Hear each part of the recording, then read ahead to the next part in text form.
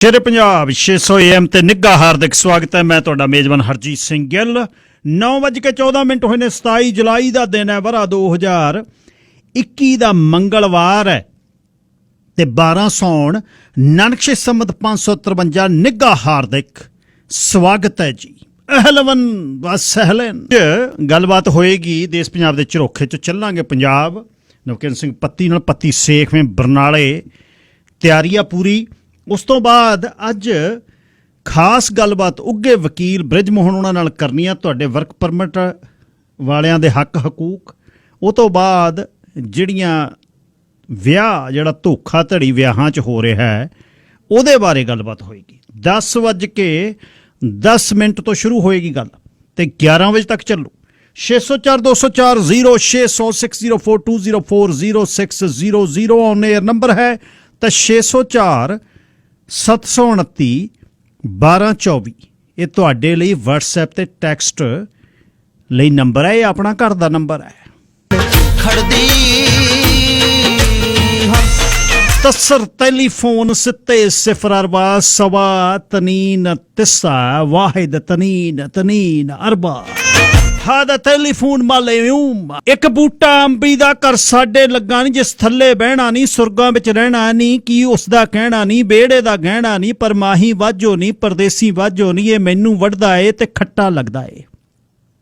ਇਸ ਬੂਟੇ ਥੱਲੇ ਮੈਂ ਚਰਖਾ ਡਾਹਨੀ ਆ ਤੇ ਜੀ ਪਰਚਾਵਣ ਨੂੰ ਦੋ ਤੰਦਾ ਪਾਨੀਆਂ। ਕੋਇਲ ਦੀ ਕੂਕਾਂ ਨਹੀਂ, ਮਾਰਨ ਬੰਦੂਖਾਂ ਨਹੀਂ, ਪੀੜੇ ਨੂੰ ਭੰਨਾ ਮੈਂ ਚਰਖੀ ਨੂੰ ਫੂਕਾ ਨਹੀਂ। ਫਿਰ ਡਰਦੀ ਭਾਬੋ ਤੋਂ ਲੈ ਬਾਹਾਂ ਕਸੀਦਾ ਜੇ ਯਾਦਾਂ ਵਿੱਚ ਡੁੱਬੀ ਦਾ ਦਿਲ ਕਿਧਰੇ ਜੁੜ ਜਾਵੇ ਤੇ ਸੂਈ ਕਸੀਦੇ ਦੀ ਪੋਟੇ ਵਿੱਚ ਪੁੜ ਜਾਵੇ।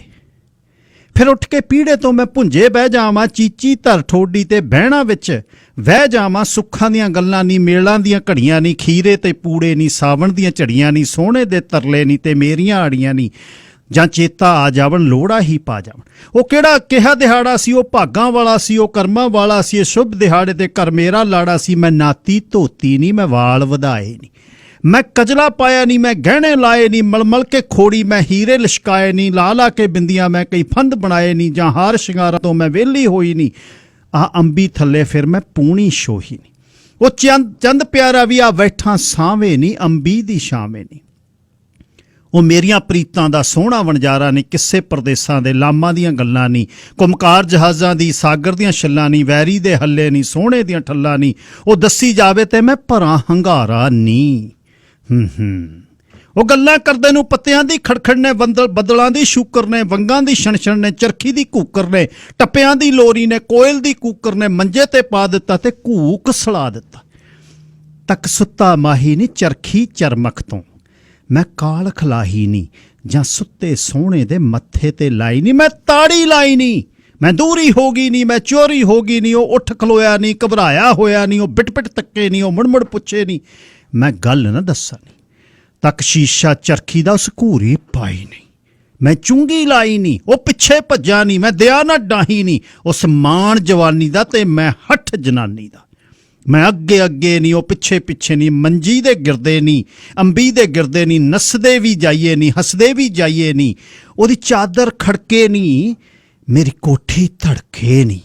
ਉਹਦੀ ਜੁੱਤੀ ਚੀਕੇ ਨਹੀਂ, ਮੇਰੀ ਝਾਂਜਰ ਛਣਕੇ ਨਹੀਂ। ਉਹਦੀ ਪਗੜੀ ਢਹਿ ਪਈ ਨਹੀਂ, ਮੇਰੀ ਚੁੰਨੀ ਲਹਿ ਗਈ ਨਹੀਂ। ਜਾਂ ਹੱਫ ਕੇ ਬਹਿ ਗਏ ਨਹੀਂ, ਚੁੱਪ ਕਰਕੇ ਬਹਿ ਗਏ ਨਹੀਂ। ਉਹ ਕਿਹੜਾ ਦਿਹਾੜਾ ਸੀ, ਉਹ ਭਾਗਾਂ ਵਾਲਾ ਸੀ, ਉਹ ਕਰਮਾਂ ਵਾਲਾ ਸੀ। ਜੇ ਸ਼ੁਭ ਦਿਹਾੜੇ ਤੇ ਘਰ ਮੇਰਾ ਲਾੜਾ ਸੀ। ਅੱਜ ਖਾਣ ਹਵਾਵਾਂ ਨਹੀਂ, ਅੱਜ ਸਾੜਨ ਸ਼ਾਮਾਂ ਨਹੀਂ, ਤਰਖਾਣ ਸਦਾਵਾਂ ਨਹੀਂ, ਅੰਬੀ ਕਟਵਾਵਾਂ ਨਹੀਂ। ਤੋਬਾ ਮੈਂ ਭੁੱਲੀ ਨਹੀਂ, ਹਾੜਾ ਮੈਂ ਭੁੱਲੀ ਨਹੀਂ। ਜੇ ਅੰਬੀ ਕੱਟਾਂਗੀ ਚੜ ਕਿਸ ਦੇ ਉੱਤੇ ਰਾਹ ਢੋਲੇ ਦਾ ਤੱਕਾਂਗੀ। ਅੰਬੀ ਦੇ ਬੂਟੇ ਥੱਲੇ ਪ੍ਰੋਫੈਸਰ ਮੋਹਨ ਸਿੰਘ ਨੇ ਗੇੜਾ ਲਵਾਇਆ।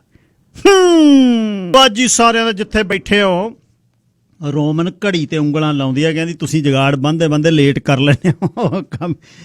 Back to pavilion. Sir Navkinder Singh ਪੱਤੀ ਦੇਸ਼ ਪੰਜਾਬ ਦੇ ਝਰੋਖੇ ਚੋਂ। ਪੱਤੀ ਸਾਹਿਬ ਸਵਾਗਤ ਜੀ, ਸਤਿ ਸ੍ਰੀ ਅਕਾਲ। ਸ਼ੁਕਰੀਆ ਗਿੱਲ ਸਾਹਿਬ ਜੀ, ਤੁਹਾਨੂੰ ਤੇ ਸ਼ੇਰੇ ਪੰਜਾਬ ਰੇਡੀਓ ਸੁਣ ਰਹੇ ਸਾਰੇ ਹੀ ਸਰੋਤਿਆਂ ਨੂੰ ਮੇਰੇ ਵੱਲੋਂ ਵੀ ਪਿਆਰ ਭਰੀ ਸਤਿ ਸ੍ਰੀ ਅਕਾਲ ਜੀ ਗਿੱਲ ਸਾਹਿਬ। ਅੱਛਾ, ਕਹਿੰਦੇ ਭਤੀਜਾ ਚਾਚੇ ਨੂੰ ਮਿਲਣ ਗਿਆ ਸੋ। ਜੀ ਗਿੱਲ ਸਾਹਿਬ, ਇੱਕ ਤਾਂ ਇਹ ਕਿ ਇਹ ਮੀਟਿੰਗ ਆ ਜਿਹੜੀ ਉਹ ਇਸ ਕਰਕੇ ਬਹੁਤ ਬੜੀ ਅਹਿਮ ਬਣੀ ਵੀ ਇਹ ਪੰਜਾਬ ਸਿਵਲ ਸੈਕਟਰੀਏਟ ਦੇ ਵਿੱਚ ਹੋਈ ਹੈ। ਨਹੀਂ ਤਾਂ ਭੁੱਲ ਗਏ ਸੀਗੇ ਵੀ ਪੰਜਾਬ ਦੇ ਵਿੱਚ ਸਰਕਾਰ ਕਿੱਥੋਂ ਚੱਲਦੀ ਹੁੰਦੀ ਆ। ਹੂੰ ਨਹੀਂ ਤਾਂ ਗੱਲ ਸਾਹਿਬ ਇਹ ਹੋਣ ਲੱਗ ਗਿਆ ਸੀਗਾ ਵੀ ਜਿਹੜੀ ਸਰਕਾਰ ਆ ਉਹ ਸਿਸਟਮ ਵਾਲੇ ਫਾਰਮ ਹਾਊਸ ਤੋਂ ਚੱਲਦੀ ਆ। ਹੂੰ ਅਸਲ ਦੇ ਵਿੱਚ ਨਾ ਇਹ ਖਾਸੀ ਵੱਡੀ ਗੱਲ ਆ। ਪਿੰਡ ਦੇ ਵਿੱਚ ਜਦੋਂ ਸਰਪੰਚ ਪੈਨਸ਼ਨਾਂ ਬਣਦਾ ਹੈ ਜਾਂ ਜਦੋਂ ਸਰਪੰਚ ਕੋਈ ਆਟਾ ਦਾਲ ਜਾਂ ਰਾਸ਼ਨ ਬਣਦਾ ਹੈ, ਉਦੋਂ ਪਿੰਡ ਦੇ ਵਿੱਚ ਬੜੀ ਇਹ ਗੱਲ ਚੱਲਦੀ ਹੁੰਦੀ ਹੈ ਵੀ ਆਪਦੇ ਘਰੇ ਕਿਉਂ ਬਣਦਾ ਹੈ। ਘਰੇ ਕਿਸੇ ਨੇ ਆਉਣਾ ਕਿਸੇ ਨੇ ਨਾ ਆਉਣਾ, ਪਿੰਡ ਦੀ ਸਾਂਝੀ ਥਾਂ ਗਈ, ਪਿੰਡ 'ਚ ਧਰਮਸ਼ਾਲਾ ਬਣੀ ਹੋਈ ਆ, ਉੱਥੇ ਵੰਡੇ। ਜੇ ਬੈਠਣਾ ਹੈ ਕਿਸੇ ਨੂੰ ਮਿਲਣਾ ਉੱਥੇ ਬਣੇ। ਪੰਚਾਇਤ ਘਰ ਸਰਕਾਰ ਨੇ ਸਪੈਸ਼ਲ ਬਣਾਏ ਨੇ, ਉੱਥੇ ਬਣਾਵੇ। ਲੇਕਿਨ ਜਦੋਂ ਪੰਚਾਇਤ ਦੀ ਗੱਲ ਹੁੰਦੀ ਆ ਉਦੋਂ ਤਾਂ ਉਂਗਲ ਧਰੀ ਜਾਂਦੀ ਆ। ਜਿਵੇਂ ਹਰਿਆਣੇ ਵਾਲੇ ਕਹਿੰਦੇ ਸੀ ਵੀ ਜੇ ਪੰਚ ਬਣਨਾ ਤਾਂ 8 ਪੜ੍ਹਿਆ ਹੋਵੇ, ਸਰਪੰਚ ਬਣਨਾ 10 ਪੜ੍ਹਿਆ ਹੋਵੇ, ਪਰ ਜਦੋਂ ਵੱਡੇ ਲੀਡਰਾਂ ਦੀ ਗੱਲ ਹੁੰਦੀ ਆ ਉਦੋਂ ਨਹੀਂ ਹੁੰਦੀ। ਸੋ ਸਿਸਟਮ ਵਾਲੇ ਫਾਰਮ ਹਾਊਸ 'ਚ 4.5 ਸਾਲ ਸਰਕਾਰ ਚਲਾਤੀ। ਹੁਣ ਨਾ ਤਾਂ ਉਹ ਕੋਈ ਸਰਕਾਰੀ ਜਾਇਦਾਦ ਹੈ, ਨਾ ਉਹ ਕੋਈ ਸਰਕਾਰੀ ਦਫ਼ਤਰ ਹੈ, ਨਾ ਉਹ ਮੁੱਖ ਮੰਤਰੀ ਦੀ ਰਿਹਾਇਸ਼ ਹੈ ਕਿ ਫਾਰਮ ਹਾਊਸ ਤੋਂ ਸਰਕਾਰਾਂ ਚੱਲਦੀਆਂ ਹੁੰਦੀਆਂ। ਸੋ ਇੱਕ ਗੱਲ ਤਾਂ ਇਹ ਚੰਗੀ ਹੋਈ ਹੈ ਕਿ ਇਹ ਜਿਹੜੀ ਮੀਟਿੰਗ ਹੋਈ ਹੈ ਉਹ ਸੈਕਟਰੀਏਟ ਦੇ ਵਿੱਚ ਹੋਈ ਹੈ। ਦੂਸਰੀ ਚੰਗੀ ਗੱਲ ਇਹ ਹੈ ਕਿ ਮੁੱਖ ਮੰਤਰੀ ਜੀ ਨੇ ਜਾ ਕੇ ਉਹ ਦਫ਼ਤਰ ਖੋਲਿਆਗਾ। ਤਾਂ ਉੱਥੇ ਗਿੱਲ ਸਾਹਿਬ ਇਹ ਮੀਟਿੰਗ ਹੋਈ ਆ। ਮੀਟਿੰਗ ਦੇ ਵਿੱਚ ਨਵਜੋਤ ਸਿੰਘ ਸਿੱਧੂ ਸੀ। ਨਵਜੋਤ ਸਿੰਘ ਸਿੱਧੂ ਦੇ ਨਾਲ ਚਾਰੇ ਜਿਹੜੇ ਕਾਰਜਕਾਰੀ ਪ੍ਰਧਾਨ ਲਾਏ ਨੇ ਉਹ ਸੀਗੇ, ਜਿਨ੍ਹਾਂ ਦੇ ਵਿੱਚ ਕੁਲਜੀਤ ਸਿੰਘ ਨਾਗਰਾ, ਸੰਗਤ ਸਿੰਘ ਗਿੱਲ ਜੀ ਆ, ਸੁਖਵਿੰਦਰ ਸਿੰਘ ਡੈਨੀ ਤੇ ਪਵਨ ਗੋਇਲ, ਇਹ ਚਾਰੇ ਸੀਗੇ। ਇਹਨਾਂ ਤੋਂ ਇਲਾਵਾ ਕੈਪਟਨ ਅਮਰਿੰਦਰ ਸਿੰਘ ਦੇ ਨਾਲ 2 ਸੀਨੀਅਰ ਮੰਤਰੀ ਸੀ। ਇੱਕ ਤਾਂ ਮਨਪ੍ਰੀਤ ਸਿੰਘ ਬਾਦਲ ਜਿਹੜਾ ਹੁਣ ਤੱਕ ਕਿਤੇ ਵਾਲਾ ਦਿਸਿਆ ਨਹੀਂ, ਦੂਜਾ ਬ੍ਰਹਮਿੰਦਰਾ ਉਹੀ ਆ ਜਿਹੜਾ ਕਹਿੰਦਾ ਸੀ ਨਵਜੋਤ ਸਿੰਘ ਸਿੱਧੂ ਨੂੰ ਮਿਲੂ ਤਾਂ ਜੇ ਕੈਪਟਨ ਤੋਂ ਮਾਫੀ ਮੰਗੂ, ਨਹੀਂ ਮਿਲਦਾ ਨਹੀਂ ਜੀ। ਅੱਜ ਬੈਠਾ ਸੀ ਨਾਲ ਮੀਟਿੰਗ ਦੇ ਵਿੱਚ। ਖੈਰ ਗਿੱਲ ਸਾਹਿਬ ਜਿਹੜੀ ਮੀਟਿੰਗ ਹੋਈ, ਮੀਟਿੰਗ ਅਸਲ ਦੇ ਵਿੱਚ ਮੈਨੂੰ ਇਹ ਲੱਗਿਆ ਪਹਿਲਾਂ ਕਿ ਸ਼ਾਇਦ ਪੰਜਾਬ ਦੇ ਮੰਗਾਂ ਮਸਲਿਆਂ ਨੂੰ ਲੈ ਕੇ ਹੋਈ, ਕਿਉਂਕਿ ਨਵਜੋਤ ਸਿੰਘ ਸਿੱਧੂ ਨੇ 5 ਜਿਹੜੀਆਂ ਮੰਗਾਂ ਨੇ ਉੱਤੇ ਰੱਖੀਆਂ ਮੇਨਲੀ। ਉਂਝ ਤੱਕ 5 ਮੰਗਾਂ ਰੱਖਣ ਦੀ ਗੱਲ ਸਮਝਣੀ, ਇਹ 18 ਨਕਾਤੀ ਜਦੋਂ ਲਿਖ ਕੇ ਭੇਜਤੀਆਂ ਮੰਗਾਂ ਕੇਂਦਰ ਤੋਂ ਸੋਨੀਆ ਗਾਂਧੀ ਹੋਰਾਂ ਦੀ ਟੀਮ ਨੇ, ਤਾਂ ਉਸ ਤੋਂ ਬਾਅਦ ਉਹਦੇ 'ਚ 5 ਨਵਜੋਤ ਸਿੰਘ ਸਿੱਧੂ ਅੱਜ ਦੇ ਕੇ ਆਏ ਨੇ ਵੀ ਆਹ 5 ਨੇ ਜਿਹੜੀਆਂ ਇਹ ਅਹਿਮ ਨੇ, ਇਹਨਾਂ ਦੇ ਉੱਤੇ ਪਹਿਲਾਂ ਕਾਰਵਾਈ ਕਰੋ। ਇੱਕ ਤਾਂ ਇਹ ਲਿਖ ਕੇ ਦੇ ਕੇ ਆਏ ਆ ਕੈਪਟਨ ਅਮਰਿੰਦਰ ਸਿੰਘ ਨੂੰ ਨਵਜੋਤ ਸਿੰਘ ਸਿੱਧੂ ਹੋਰੀ ਕਿ ਪੰਜਾਬ ਦੇ ਲੋਕ, ਪੰਜਾਬ ਦੀ ਰੂਹ, ਸ੍ਰੀ ਗੁਰੂ ਗ੍ਰੰਥ ਸਾਹਿਬ ਜੀ ਦੀ ਹੋਈ ਬੇਅਦਬੀ ਤੇ ਕੋਟਕਪੂਰਾ ਤੇ ਬਾਈਬਲ ਕਲਾਂ ਵਿਖੇ ਹੋਈ ਪੁਲਿਸ ਗੋਲੀਬਾਰੀ ਦੇ ਵਿੱਚ ਜਿਹੜੇ ਮੁੱਖ ਦੋਸ਼ੀ ਨੇ ਉਹਨਾਂ ਨੂੰ ਜਲਦ ਤੋਂ ਜਲਦ ਸਜ਼ਾ ਦੇਣ ਦੀ, ਇਨਸਾਫ ਦੀ ਮੰਗ ਕਰਦੇ ਨੇ। ਇੱਕ ਤਾਂ ਇਹ ਦੇਖਿਆ। ਦੂਸਰਾ ਇਹ ਕਿ ਜਿਹੜੀ ਸਪੈਸ਼ਲ ਟਾਸਕ ਫੋਰਸ ਬਣਾਈ ਸੀ, ਭੁੱਲ ਗਏ ਇਹ ਕਪਤਾਨ ਸਾਹਿਬ ਹੋਰੀ ਸ਼ਾਇਦ, ਨਸ਼ਿਆਂ ਦੇ ਮਸਲੇ ਦੇ ਉੱਤੇ, ਔਰ ਜਿਹੜੇ ਅਫਸਰ ਹਰਪ੍ਰੀਤ ਸਿੱਧੂ ਦੀ ਡਿਊਟੀ ਲਾਈ ਸੀ ਉਹ ਵੀ ਅਮਰੀਕਾ ਚਲਾ ਗਿਆ ਸੀ ਵਿੱਚੋਂ। ਔਰ ਇਹ ਦੂਸਰੀ ਮੰਗ ਹੈ ਕਿ ਸਪੈਸ਼ਲ ਟਾਸਕ ਫੋਰਸ ਦੀ ਨਸ਼ਿਆਂ ਦੇ ਮਸਲੇ ਦੇ ਵਿੱਚ ਜਿਹੜੀ ਵੱਡੇ ਮਗਰਮੱਛਾਂ ਨੂੰ ਤੁਰੰਤ ਗ੍ਰਿਫਤਾਰ ਕਰਕੇ ਮਿਸਾਲੀ ਸਜ਼ਾ ਦਿੱਤੀ ਜਾਵੇ। ਤੀਜੀ ਮੰਗ ਕਿਸਾਨੀ ਦੇ ਮਸਲੇ ਤੇ ਹੈ ਜੀ, ਖੇਤੀ ਕਾਨੂੰਨਾਂ ਔਰ SYL ਨਹਿਰ ਦੇ ਮਸਲੇ ਤੇ। ਚੌਥੀ ਮੰਗ ਜਿਹੜੀ ਦੇ ਕੇ ਆਏ ਆ ਬਿਜਲੀ ਖਰੀਦ ਸਮਝੌਤੇ ਰੱਦ ਕਰਨ ਦੀ। ਤੇ ਪੰਜਵੀਂ ਜਿਹੜੀ ਮੰਗ ਇਹ ਲਿਖ ਕੇ ਦੇ ਕੇ ਆਇਆ ਕਿ 20 ਤੋਂ ਵੱਧ ਜਥੇਬੰਦੀਆਂ ਜਿਹੜੀਆਂ ਡਾਕਟਰਾਂ ਦੀਆਂ, ਨਰਸਾਂ ਦੀਆਂ, ਲਾਈਨਮੈਨ, ਸਫਾਈ ਸੇਵਕ ਉਹ ਪ੍ਰਦਰਸ਼ਨ ਕਰ ਰਹੇ ਨੇ, ਉਹਨਾਂ ਦੀਆਂ ਮੰਗਾਂ ਵੱਲ ਧਿਆਨ ਦਿਓ। ਹੁਣ ਇਹਦੇ 'ਚ ਗਿੱਲ ਸਾਹਿਬ ਜਿਹੜੀਆਂ 5 ਮੰਗਾਂ ਦੇ ਕੇ ਆ, ਦੇਖੋ ਇਹ ਬਹੁਤ ਜ਼ਰੂਰੀ ਅਹਿਮ ਨੇ, ਇਹਨਾਂ ਤੋਂ ਬਿਨਾਂ ਪੰਜਾਬ ਅੱਗੇ ਨਹੀਂ ਵੱਧ ਸਕਦਾ। ਲੇਕਿਨ ਗੱਲ ਇਹ ਹੈ ਵੀ ਇਹ ਜਨਤਕ ਕਿਵੇਂ ਹੋ ਗਈਆਂ। ਇਹਦੇ 'ਚ ਨਵਜੋਤ ਸਿੰਘ ਸਿੱਧੂ ਨੇ ਖੁਦ ਆਪਣੇ ਫੇਸਬੁੱਕ ਪੇਜ ਤੇ, ਖੁਦ ਆਪਣੇ ਸੋਸ਼ਲ ਮੀਡੀਆ ਦੇ ਉੱਤੇ ਸਾਰਾ ਕੁਝ ਜਾਗਰ ਕਰਤਾ, ਜਿਹਦੇ 'ਚੋਂ ਐਂ ਲੱਗਦਾ ਕਿ ਇਹ ਕੈਪਟਨ ਸਰਕਾਰ ਨੂੰ ਨਵਜੋਤ ਸਿੰਘ ਸਿੱਧੂ ਖੁੱਲ੍ਹੇਆਮ ਇਹ ਕਹਿ ਕੇ ਆਇਆ ਵੀ ਆਹ ਮੰਗ ਪੱਤਰ ਹੈ, ਜਿਵੇਂ ਵਿਰੋਧੀ ਦੇ ਕੇ ਆਉਣੇ ਹੁੰਦੇ ਮੰਗ ਪੱਤਰ ਵੀ ਆਹ ਸਾਡਾ ਮੰਗ ਪੱਤਰ ਹੈ। ਸੋ ਇਹਨਾਂ ਦੀ ਸਰਕਾਰ ਹੈ, ਨਵਜੋਤ ਸਿੰਘ ਸਿੱਧੂ ਪਾਰਟੀ ਦਾ ਪ੍ਰਧਾਨ ਆ, ਉਹ ਮੁੱਖ ਮੰਤਰੀ ਹੈ। ਸੋ ਇਹ ਤਾਂ ਬਾਹਰ ਆਉਣੀ ਨਹੀਂ ਸੀ ਚਾਹੀਦੀ ਗੱਲ, ਤਾਂ ਇਹਨਾਂ ਨੂੰ ਅੰਦਰ ਖਾਤੇ ਕਹਿਣਾ ਚਾਹੀਦਾ ਕਿ ਭਾਈ ਆਹ ਮਸਲੇ ਹੱਲ ਕਰ, ਆਹ ਮੰਗਾਂ ਨੇ, ਇਹਨਾਂ ਮੰਗਾਂ ਤੇ ਹੁਣ ਕਾਰਵਾਈ ਕੈਪਟਨ ਅਮਰਿੰਦਰ ਸਿੰਘ ਤੋਂ ਮੰਗ ਰਿਹਾ। ਨਵਜੋਤ ਸਿੰਘ ਸਿੱਧੂ ਖੁਦ ਜ਼ਿੰਮੇਵਾਰ ਉਹਦੇ ਤੇ ਇਸ ਵਕਤ, ਉਹ ਆਪ ਵੀ ਕਰ ਸਕਦੇ ਨੇ। ਸੋ ਇਹ ਕਿਤੇ ਨਾ ਕਿਤੇ ਇੱਕ ਦੂਜੇ ਨੂੰ ਸਿਆਸੀ ਤੌਰ ਦੇ ਉੱਤੇ ਖੁੱਡੇ ਲਾਉਣ ਵਾਲੀ ਗੱਲ ਆ ਜਿਹੜੀ ਉਹ ਵੱਧ ਲੱਗਦੀ ਹੈ। ਉਧਰੋਂ ਕੈਪਟਨ ਅਮਰਿੰਦਰ ਸਿੰਘ ਨੇ ਕੀ ਕਿਹਾ ਉਹ ਵੀ ਸੁਣ ਲੈਣ, ਆਪਣੇ ਸਰੋਤਿਆਂ ਨੂੰ ਦੱਸੀਏ ਵੀ ਕੈਪਟਨ ਅਮਰਿੰਦਰ ਸਿੰਘ ਕਹਿੰਦਾ ਵੀ ਦੇਖੋ ਅਸੀਂ ਤਾਂ 4.5 ਸਾਲ 'ਚ ਬਹੁਤ ਕੁਛ ਕਰਤਾ। ਕਹਿੰਦਾ ਪਾਰਟੀ ਦੀ ਜ਼ਿੰਮੇਵਾਰੀ ਹੁੰਦੀ ਆ ਕਿ ਉਹ ਸਾਰਾ ਕੁਝ ਜਿਹੜਾ ਅਸੀਂ ਕੀਤਾ ਸਰਕਾਰ ਨੇ ਉਹਨੂੰ ਲੋਕਾਂ ਤੱਕ ਲੈ ਕੇ ਜਾਵੇ। ਜਿਹੜੀਆਂ ਪ੍ਰਾਪਤੀਆਂ ਨੇ ਸਰਕਾਰ ਦੀਆਂ ਉਹ ਵੀ ਲੋਕਾਂ ਤੱਕ ਤੁਸੀਂ ਲੈ ਕੇ ਜਾਓ। ਕਹਿੰਦਾ ਅਸੀਂ ਤਾਂ ਬਹੁਤ ਕੁਛ ਕੀਤਾ, ਜਿਹੜੀਆਂ ਤੁਸੀਂ 5 ਮੰਗਾਂ ਦੀ ਗੱਲ ਕਰਦੇ ਹੋ ਇਹਦੇ ਤੇ ਕਾਰਵਾਈ ਚੱਲ ਰਹੀ ਆ, ਅਸੀਂ ਤਾਂ ਕਰ ਰਹੇ ਹਾਂ। ਸੋ ਉਹੀ ਵਿਆਹ, ਉਹੀ ਕਹਾਣੀ, ਗੱਲ ਉੱਥੇ ਦੀ ਉੱਥੇ ਗਿੱਲ ਸਾਹਿਬ। ਔਰ ਕੈਪਟਨ ਅਮਰਿੰਦਰ ਸਿੰਘ ਹੋਰਾਂ ਨੇ ਕਹਿਤਾ ਵੀ ਚੱਲ ਰਹੀ ਹੈ ਜੀ ਕਾਰਵਾਈ ਜੀ। ਇਹ ਹੋਰ ਵਿਗੜੋ ਪੈਣੀ ਆ ਜੀ ਤੁਹਾਡੇ ਸਾਹਮਣੇ ਆ। ਅੱਛਾ, ਮਹਿਫਲਾਂ ਵਾਲਾ ਮੰਤਰੀ ਰਾਣਾ ਸੋਢੀ ਜਿਹੜਾ ਕੱਪੜੇ ਦੇਵ ਟੇਲਰ ਤੋਂ ਕੋਟਕਪੂਰਿਓਂ ਬਣਵਾਉਂਦਾ ਐਨ ਕੈੜੀ ਅਚਕਨ ਪੂਰੀ, ਤੇ ਉਹਦੇ ਖਿਲਾਫ ਰੇੜਕਾ ਪੈ ਗਿਆ, ਸੁਨੀਲ ਜਾਖੜ ਪੈ ਗਿਆ ਪਿੱਛੇ ਉਹਦੇ। ਜੀ ਗਿੱਲ ਸਾਹਿਬ, ਇਹ ਨਾ ਜਿਹੜਾ ਰਾਣਾ ਸੋਢੀ ਆ ਕੈਪਟਨ ਅਮਰਿੰਦਰ ਦੇ ਸਭ ਤੋਂ ਨੇੜਲਿਆਂ ਚੋਂ, ਇਹ ਖੇਡ ਮੰਤਰੀ ਹੈ ਕੈਪਟਨ ਅਮਰਿੰਦਰ ਸਿੰਘ ਦੇ ਜੇ ਨੇੜਲੇ 5-6 ਰਹਿ ਗਏ ਹੁਣ ਤਾਂ ਉਹਨਾਂ ਦੇ ਵਿੱਚ ਇੱਕ ਤਾਂ ਸਾਧੂ ਸਿੰਘ ਧਰਮਸੋਤ ਹੈ, ਇੱਕ ਰਾਣਾ ਸੋਢੀ ਹੈ, ਇੱਕ ਬ੍ਰਹਮਿੰਦਰ ਹੈ ਜਿਹੜਾ ਮੀਟਿੰਗ ਦੇ ਵਿੱਚ ਬੈਠਾ, ਇਸ ਤੋਂ ਇਲਾਵਾ ਇੱਕ ਵਿਜੇਂਦਰ ਸਿੰਗਲਾ ਜਿਹੜਾ ਸਿੱਖਿਆ ਮੰਤਰੀ ਆ, ਜਾਂ ਓਪੀ ਸੋਨੀ ਵੀ ਹੈਗਾ ਜਿਹੜਾ ਪਹਿਲਾਂ ਸਿੱਖਿਆ ਮੰਤਰੀ ਸੀ। ਹੋਰ ਤਾਂ ਬਹੁਤੇ ਜਾਣੇ ਪਾਲਾ ਬਦਲ ਗਏ। ਹੁਣ ਸਥਿਤੀ ਗੱਲ ਸਾਹਿਬ ਅਸਲ ਦੇ ਵਿੱਚ ਨਾ ਇੱਥੇ ਖੜੀ ਆ ਵੀ ਜਿਹੜੇ ਤਾਂ ਹੁਣ ਨਵਜੋਤ ਸਿੰਘ ਸਿੱਧੂ ਦੇ ਪੱਖ 'ਚ ਸੀ ਉਹਨਾਂ ਤੇ ਤਾਂ ਕੈਪਟਨ ਸਰਕਾਰ ਸਕੰਜਾ ਕੱਸ ਰਹੀ ਆ। ਦਰਸ਼ਨ ਬਰਾੜ ਬਾਘੇ ਪੁਰਾਣੇ ਵਾਲਾ MLA ਪਤਾ ਲੱਗਿਆ ਵੀ ਉਹਦੇ ਤੇ ਵੀ ਸਕੰਜਾ ਕੱਸਿਆ ਜਾ ਰਿਹਾ, ਹੋਰ ਵੀ ਕਈਆਂ ਦੇ ਉੱਤੇ ਕੱਸੇ ਜਾ ਰਹੇ ਨੇ। ਔਰ ਜਿਹੜੇ ਹੁਣ ਕੈਪਟਨ ਖੇਮੇ 'ਚ ਖੜੇ ਆ ਉਹਨਾਂ ਨੂੰ ਉਜਾਗਰ ਕਰ ਰਹੀ ਆ ਸਿੱਧੂ ਟੀਮ। ਸੋ ਇਹ ਜਿਹੜਾ ਖੇਡ ਮੰਤਰੀ ਹੈ ਇਸ ਨੇ ਗੁਰੂ ਹਰਸਹਾਏ ਇਲਾਕੇ ਦੇ ਵਿੱਚ ਕਾਫੀ ਲੋਕਾਂ ਦੇ ਉੱਤੇ ਇੱਕ ਮਤਲਬ ਜਦੋਂ ਇਹ ਤੁਰਦਾ ਹੈ ਕਹਿੰਦੇ ਨਾਲ ਇੱਕ ਬਹੁਤ ਵੱਡੀ ਪੱਧਰ ਦੇ ਉੱਤੇ ਕਾਫਲਾ ਤੁਰਦਾ ਹੈ ਔਰ ਉੱਥੇ ਬਹੁਤ ਸਾਰੇ ਲੋਕਾਂ ਨੇ ਇਹਦੀ ਸ਼ਹਿਰ ਦੇ ਉੱਤੇ ਕਬਜ਼ੇ ਕੀਤੇ ਹੋਏ ਨੇ। ਬਹੁਤ ਸਾਰੇ ਲੋਕਾਂ ਨੇ ਇਹਦੀ ਸ਼ਹਿਰ ਦੇ ਉੱਤੇ ਉਸ ਇਲਾਕੇ ਦੇ ਵਿੱਚ ਜਿਹੜਾ ਪੂਰਾ ਗੁਰੂ ਹਰਸਹਾਏ ਦਾ ਉਹ ਏਰੀਆ ਹੈਗਾ ਉਸ ਏਰੀਏ ਦੇ ਵਿੱਚ ਇਹਦੀ ਸ਼ਹਿਰ ਤੇ ਕਾਫੀ ਕੁਛ ਕੀਤਾ ਹੈ। ਉੱਥੇ ਕਈ ਐਜੀਟੇਸ਼ਨਾਂ ਵੀ ਚੱਲੀਆਂ ਨੇ, ਕਿਸਾਨ ਜਥੇਬੰਦੀਆਂ ਬਹੁਤ ਸੰਘਰਸ਼ ਵੀ ਲੜ ਰਹੀਆਂ ਇਹਦੇ ਖਿਲਾਫ। ਇੱਕ ਤਾਂ ਲੰਬੀ ਐਜੀਟੇਸ਼ਨ ਹੈ ਜਿਹੜੀ ਉਹ ਚੱਲੀ ਹੈ, ਇੱਕ ਗਰੀਬ ਬੰਦੇ ਦੀ ਦੁਕਾਨ ਆ ਜਿਹੜੀ ਇਹਦੀ ਸ਼ਹਿਰ ਦੇ ਉੱਤੇ ਇੱਕ ਸਰਪੰਚ ਨੇ ਦੱਬ ਲਈ। ਤਾਂ ਹੁਣ ਮਸਲਾ ਇਹ ਹੈਗਾ ਗਿੱਲ ਸਾਹਿਬ ਕਿ ਇਸ ਬੰਦੇ ਤੋਂ ਅਸਤੀਫਾ ਮੰਗਿਆ ਅੱਜ ਕੁਲਵੀਰ ਜੀਰੇ ਨੇ ਵੀ। ਸੁਨੀਲ ਜਾਖੜ ਨੇ ਤਾਂ ਮਸਲਾ ਉਠਾਇਆ ਕਿ ਇਹਦੀ ਨਾ ਜ਼ਮੀਨ ਜਿਹੜੀ ਆ ਉਹ ਅਕਵਾਇਰ ਹੋਈ ਸੀ ਸਰਕਾਰੀ ਤੌਰ ਤੇ ਔਰ ਉਹਦਾ ਇਹ 2 ਵਾਰ ਮੁਆਵਜ਼ਾ ਲੈ ਗਿਆ। ਕੇਰਾਂ ਪਹਿਲਾਂ ਲੈ ਗਿਆ, ਕੇਰਾਂ ਫੇਰ ਲੈ ਗਿਆ। ਇਹਦੇ ਚਾਚੇ ਦਾ ਮੁੰਡਾ, ਸਕੇ ਚਾਚੇ ਦਾ ਮੁੰਡੇ ਨੇ ਅੱਜ ਪ੍ਰੈਸ ਕਾਨਫਰੰਸ ਕੀਤੀ ਆ ਇਹਦੇ ਖਿਲਾਫ। ਉਹ ਕਹਿੰਦਾ ਇਹ ਤਾਂ 2 ਵਾਰ ਲੈ ਗਿਆ, ਮੈਨੂੰ 1 ਵਾਰ ਵੀ ਨਹੀਂ ਮਿਲਿਆ। ਕਹਿੰਦਾ ਕਰੋ ਜਾਂਚ। ਸੋ ਹੁਣ ਇਹ ਘਿਰਦਾ ਨਜ਼ਰ ਆ ਰਿਹਾ ਜੀ, ਇਹਨੂੰ ਭੱਜਣ ਨੂੰ ਰਾਹ ਨਹੀਂ ਲੱਭ ਰਿਹਾ। ਸੋ ਇਹਦੇ ਕਾਫੀ ਖੁਲਾਸੇ ਹੋਰ ਨਿਕਲ ਕੇ ਆ ਰਹੇ ਨੇ ਜੇ ਸੁਨੀਲ ਜਾਖੜ ਕਰ ਰਿਹਾ, ਕੁਲਵੀਰ ਜੀਰਾ ਕਰ ਰਿਹਾ, ਹੋਰ ਬਹੁਤ ਸਾਰੇ ਜਿਹੜੇ ਸਿੱਧੂ ਟੀਮ ਦੇ ਬੰਦੇ ਨੇ ਉਹ ਇਸ ਵਿਸ਼ੇ ਨੂੰ ਉਜਾਗਰ ਕਰ ਰਹੇ ਨੇ। ਜੀ ਗੱਲ ਸਾਹਿਬ। ਅੱਛਾ, ਰੁਲਦੂ ਸਿੰਘ ਮਾਨਸਾ ਦੀ ਟੀਮ ਤੇ ਹਮਲਾ ਹੋ ਗਿਆ ਜੀ? ਜੀ ਗੱਲ ਸਾਹਿਬ, ਦੇਖੋ ਰੁਲਦੂ ਸਿੰਘ ਮਾਨਸਾ ਜਿਸ ਕੈਂਪ ਦੇ ਵਿੱਚ ਰਹਿੰਦਾ ਸੀ ਉੱਥੇ ਟਿਕਰੀ ਬਾਰਡਰ ਦੇ ਉੱਤੇ, ਰੁਲਦੂ ਸਿੰਘ ਮਾਨਸਾ ਦੇ ਨਾਲ ਦੇ ਜਿਹੜੇ ਵਰਕਰ ਨੇ ਟਰਾਲੀ ਤੇ, ਉੱਥੇ ਬੀਤੀ ਰਾਤ ਹਮਲਾ ਹੋਇਆਗਾ ਔਰ ਹਮਲੇ ਦੇ ਵਿੱਚ 2 ਨੌਜਵਾਨ ਨੇ ਜਿਹੜੇ ਗੰਭੀਰ ਰੂਪ ਦੇ ਵਿੱਚ ਜ਼ਖਮੀ ਹੋਏ ਨੇ। ਸੋ ਇਹ ਜਿਹੜੀ ਗੱਲ ਸਾਹਿਬ ਸਾਹਮਣੇ ਆ ਰਹੀ ਹੈ ਕਿ ਕਿਸੇ ਨੇ ਰੁਲਦੂ ਸਿੰਘ ਮਾਨਸਾ ਨੂੰ ਨਿਸ਼ਾਨਾ ਬਣਾ ਕੇ ਹਮਲਾ ਕੀਤਾ। ਰੁਲਦੂ ਸਿੰਘ ਮਾਨਸਾ ਤਾਂ ਉੱਥੇ ਹੈ ਨਹੀਂ ਸੀਗਾ, ਜਿਸ ਤੋਂ ਬਾਅਦ ਉਹਦੇ ਕਿਸਾਨ ਜਥੇਬੰਦੀ ਪੰਜਾਬ ਕਿਸਾਨ ਯੂਨੀਅਨ ਨਾਲ ਉਹਦੇ ਜੁੜੇ ਹੋਏ ਵਰਕਰ ਸੀਗੇ ਉੱਥੇ, ਉਹ ਜ਼ਖਮੀ ਹੋਏ ਨੇ। ਸੋ ਇਹ ਬੜੀ ਮੰਦਭਾਗੀ ਗੱਲ ਹੈ ਜੀ। ਬਹੁਤ ਸਾਰੀਆਂ ਜਦੋਂ ਕੰਮ ਕਰਦੇ ਆ ਕਿਤੇ ਨਾ ਕਿਤੇ ਗੱਲ ਸਾਹਿਬ ਬੋਲਣ ਦੇ ਵਿੱਚ ਕੁਛ ਨਾ ਕੁਛ ਸਮੱਸਿਆ ਜਿਹੜੀ ਰਹਿ ਜਾਂਦੀ ਆ, ਤਾਂ ਇਸ ਮਸਲੇ ਨੂੰ ਇਸ ਰੂਪ ਦੇ ਵਿੱਚ ਹੀ ਜਿਹੜਾ ਨਜਿੱਠਿਆ ਜਾਣਾ ਚਾਹੀਦਾ ਕਿ ਮਸਲਾ ਖੇਤੀ ਕਾਨੂੰਨਾਂ ਦਾ ਸਰਬ ਸਾਂਝਾ ਮਸਲਾ ਹੈ। ਹਕੂਮਤ ਦੇ ਖਿਲਾਫ ਇੱਕ ਬਹੁਤ ਵੱਡੀ ਲੜਾਈ ਹੈ, ਇੱਕ ਬਹੁਤ ਵੱਡੀ ਜੱਦੋਜਹਿਦ ਹੈ, ਇੱਕ ਸੰਘਰਸ਼ ਹੈ, ਉਹਦੇ 'ਚ ਸਾਰਿਆਂ ਨੇ ਰਲ ਮਿਲ ਕੇ ਚੱਲਣਾ ਹੈ। ਸੋ ਇਹ ਜੋ ਹੋਇਆਗਾ ਇਹ ਠੀਕ ਨਹੀਂ ਹੈਗਾ। ਮਸਲੇ ਮਿਲ ਬੈਠ ਕੇ ਨਜਿੱਠੇ ਜਾਂਦੇ ਨੇ। ਜੀ ਗੱਲ ਸਾਹਿਬ। ਮੇਰੇ ਨਾਲ ਨਵਕਿੰਦਰ ਸਿੰਘ ਪੱਤੀ ਪੰਜਾਬ ਤੋਂ, ਦੇਸ਼ ਪੰਜਾਬ ਦੇ ਝਰੋਖੇ ਚੋਂ ਗੱਲਬਾਤ ਕਰ ਰਹੇ ਨੇ। ਅੱਛਾ ਪਤੀ ਸਾਹਿਬ, ਐਂ ਦੱਸਿਓ ਵੀ ਮਮਤਾ ਬੈਨਰਜੀ ਦਿੱਲੀ ਆ ਗਈ? ਜੀ ਗੱਲ ਸਾਹਿਬ, ਮਮਤਾ ਬੈਨਰਜੀ 3 ਦਿਨਾਂ ਦੇ ਦੌਰੇ ਤੇ ਦਿੱਲੀ ਆਈ ਆ।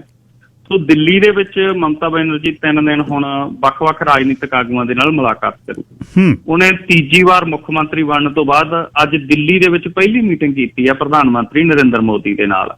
ਮੀਟਿੰਗ ਗਿੱਲ ਸਾਹਿਬ ਜਿਵੇਂ ਇੱਕ ਸੂਬੇ ਦਾ ਮੁੱਖ ਮੰਤਰੀ ਦੇਸ਼ ਦੇ ਪ੍ਰਧਾਨ ਮੰਤਰੀ ਦੇ ਨਾਲ ਪ੍ਰੋਟੋਕਾਲ ਦੇ ਅਨੁਸਾਰ ਕਰਦਾ, ਉਸੇ ਰੂਪ ਦੇ ਵਿੱਚ ਹੋਈ ਹੈਗੀ।